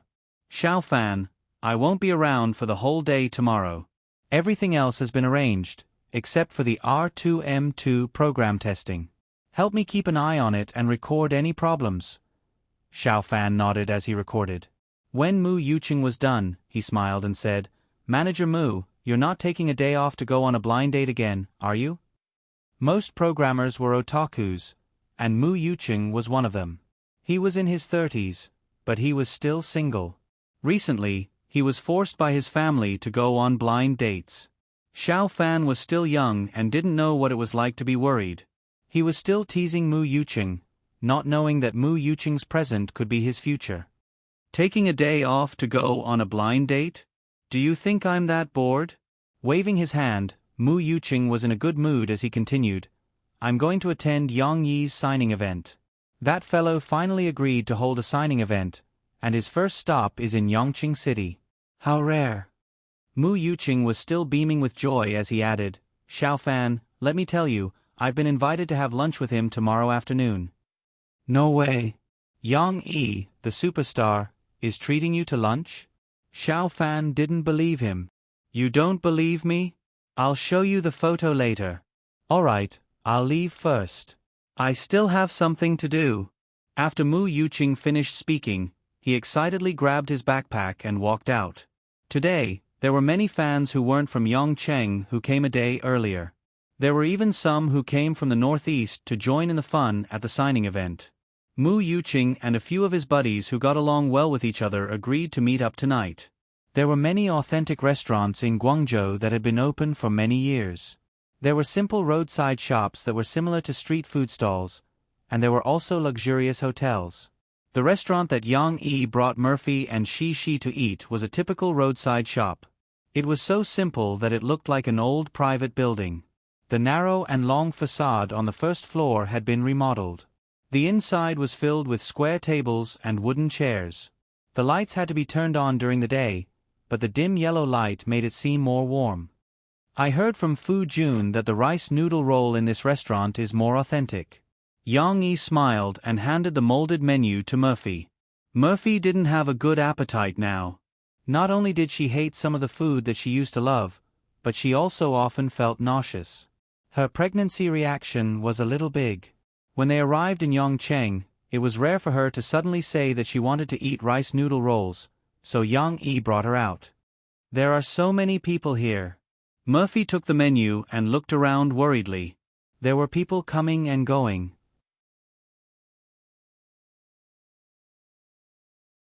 Even though they were sitting closer to the center, she couldn't help but feel nervous when someone passed by the table. She shifted her butt. She also wanted to look at the menu, but it was filled with words. The young lady could not understand them. She could only recognize a few words and numbers. Yang Yi lowered his voice and said to Murphy, "It's fine. These old restaurants are like this. Business is booming every day. But look, everyone is busy eating. After eating, they will pay the bill and leave. They won't sit here and look at us." Furthermore, when they came out, they had put on some small disguises. As long as they didn't pay special attention, they wouldn't be able to recognize them. And who would pay attention to a family of 3 that came out to eat? Murphy ordered a set of barbecued pork noodle rolls. The beef and shrimp noodle rolls were actually selling better, but Murphy didn't have any appetite for these 2 for the time being. Yang Yi ordered beef and shrimp noodle rolls for himself and Shi. However, She was also a little picky. After the dishes were served, she pouted and said, "Papa, I don't want to eat rice noodle rolls." "Then what do you want to eat?" Yang Yi asked puzzledly. "Do you want to eat porridge?" "There's porridge here too." "I don't want to eat porridge. I want to eat that." She turned her head and saw the sugar water on the next table. A girl was drinking mango coconut milk sago with big meatballs in it. Looking at it, she felt very tempted. She couldn't help but lick her small tongue. There was no sugar water in this restaurant. Yang Yi had to ask the girl. It turned out that she bought it in the next room. After eating the rice noodle rolls, she would order dessert. "After we finish eating, let's go next door to drink the sugar water, okay?" Yang Yi came back and discussed with Shi. "But I want to drink it." She looked at her father pitifully and refused to give up. "But we can't drink other people's sugar water here." Yang Yi patiently explained, "You can eat some rice noodle rolls first, or Papa will buy you a bowl of lean meat porridge with century eggs in it." "I want to drink the sugar water." Cici wasn't that stubborn to begin with, but when she turned her head, she could see the young lady's expression of enjoyment as she drank the sweet water.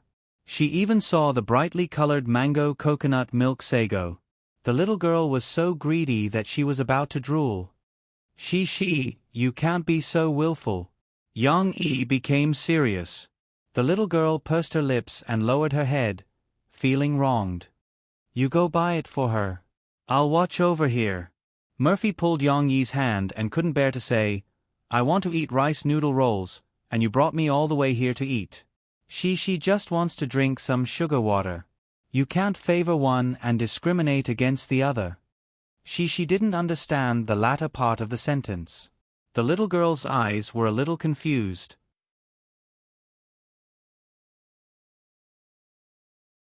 Yang Yi looked at the pitiful little girl, shook his head, stood up, and said with a smile, "Okay. Let's go, Shi. Papa will take you to buy the sugar water." "Really?" Shi's cloudy mood suddenly turned sunny, and she smiled in surprise. "Really? Look at how happy you are. Isn't it just a bowl of sugar water?" Yang Yi couldn't help but smile and rub the little girl's head. He, Papa, let's go quickly. Mom is waiting for us." At this time, Cici became sensible again. She was a completely different person from the little girl who had insisted on drinking sugar water earlier. She stuffed her small hand into her father's big hand and let him lead her away. Not long after, Yang Yi and she came back. They didn't encounter any difficulties, and Murphy wasn't recognized or just went out because of Yang Yi's absence. "I bought you taro sugar water." Yang Yi took out the packed sugar water and said to Murphy, "You can eat some later." Murphy didn't hate sweets because she was pregnant. On the contrary, she liked sweets because sweets could keep her happy. However, Murphy would try her best to control her desire. She couldn't eat too much sweets. If she ate too much sweets, she would get fat. She sipped her sago juice with a small spoon and couldn't help but look at her mother. Murphy's taro sugar water was also very tempting. The taro balls in it had 3 colors: yellow sweet potato taro balls, purple sweet potato taro balls, and white cassava taro balls. Do you want some too? Murphy saw her daughter's little eyes and laughed in her heart. She took a small bowl and said, I'll share some with you. She nodded happily. Then, she watched her mother scoop out some taro balls and sugar water and said impatiently, Mom, I want this, the purple one. Yang Yi took the opportunity to pick out the shrimps from the fresh shrimp rice noodle roll that belonged to him with chopsticks and stuffed them into the little girl's mouth that was opened because she was talking. She turned her head and looked at her father. Then, she felt that she was eating crispy and delicious shrimps, so she didn't say anything and chewed happily. In the end, the whole plate of fresh shrimp rice noodle roll was picked out by Yang Yi for Shi to eat, including some beef dipped in soy sauce. He could only eat the rest of the noodle roll.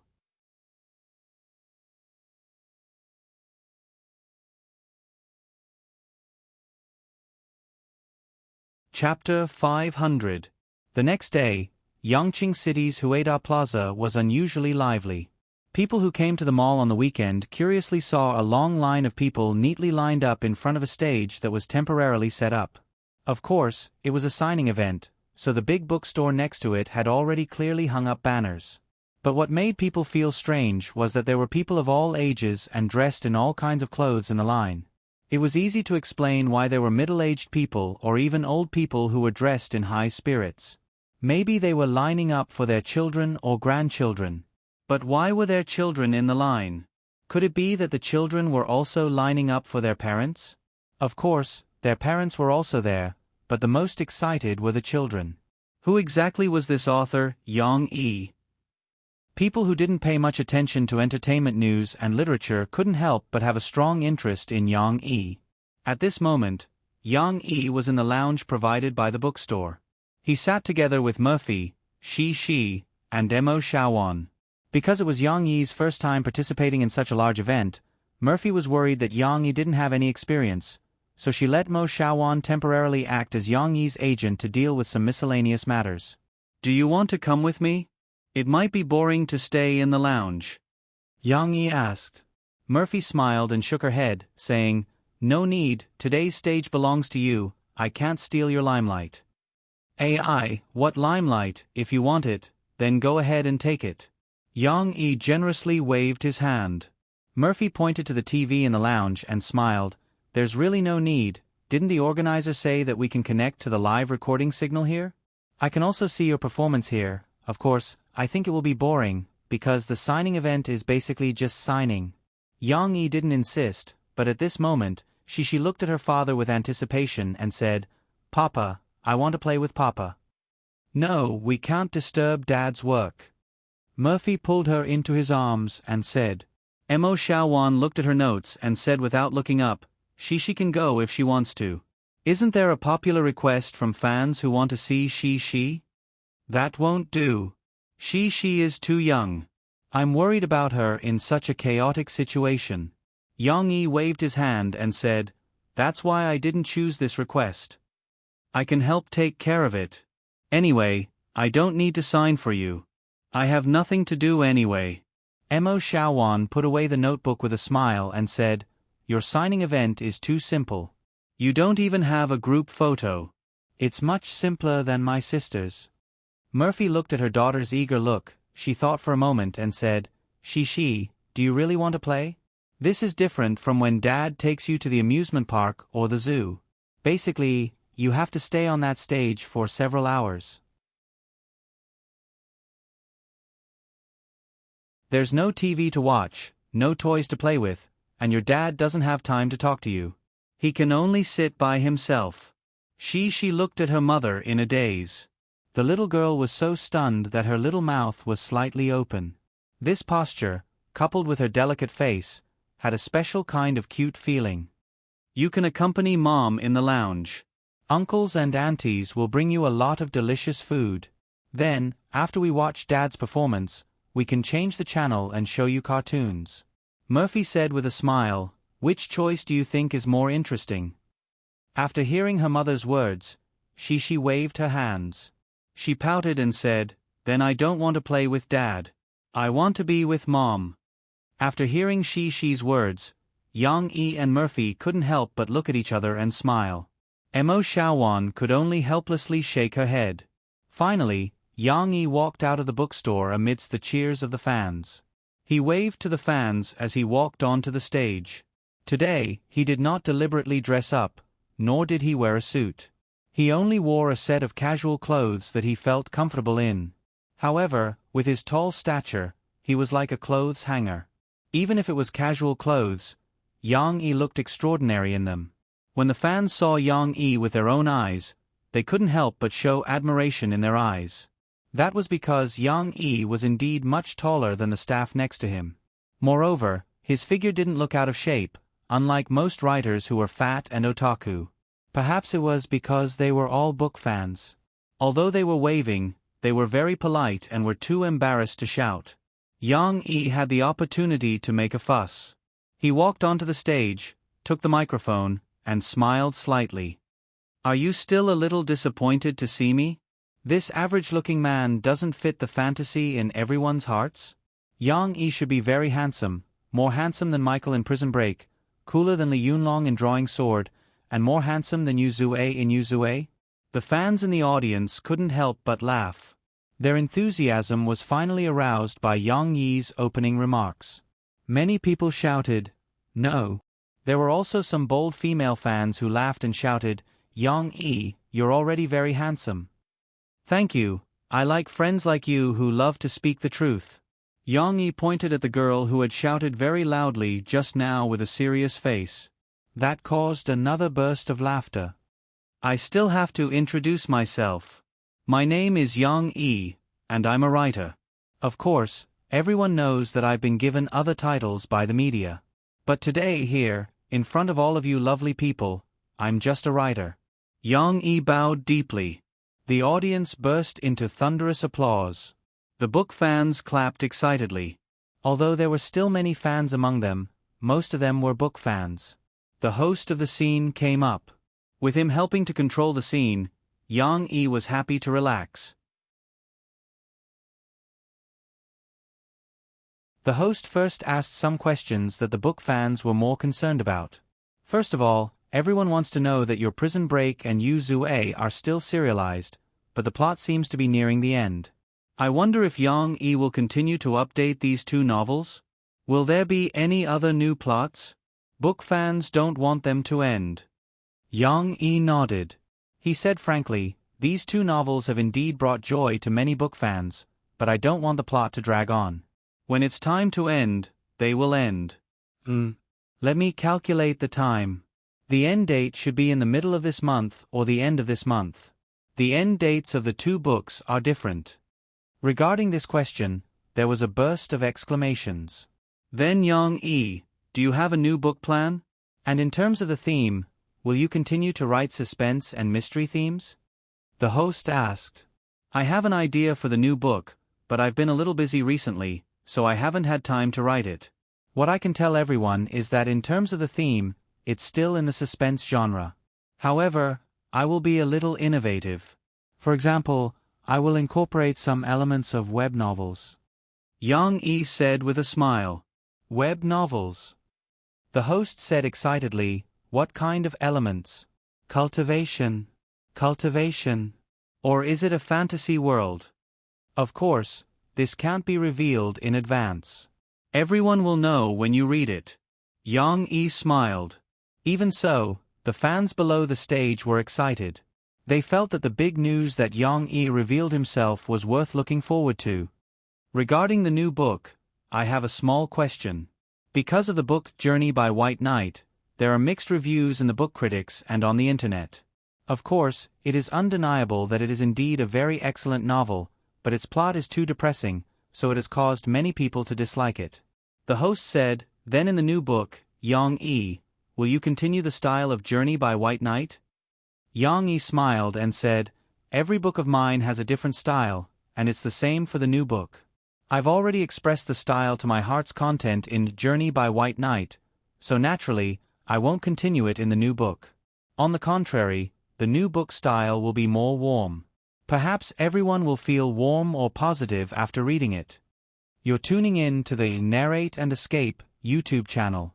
Don't forget to subscribe and join us on this journey to catch the most captivating stories.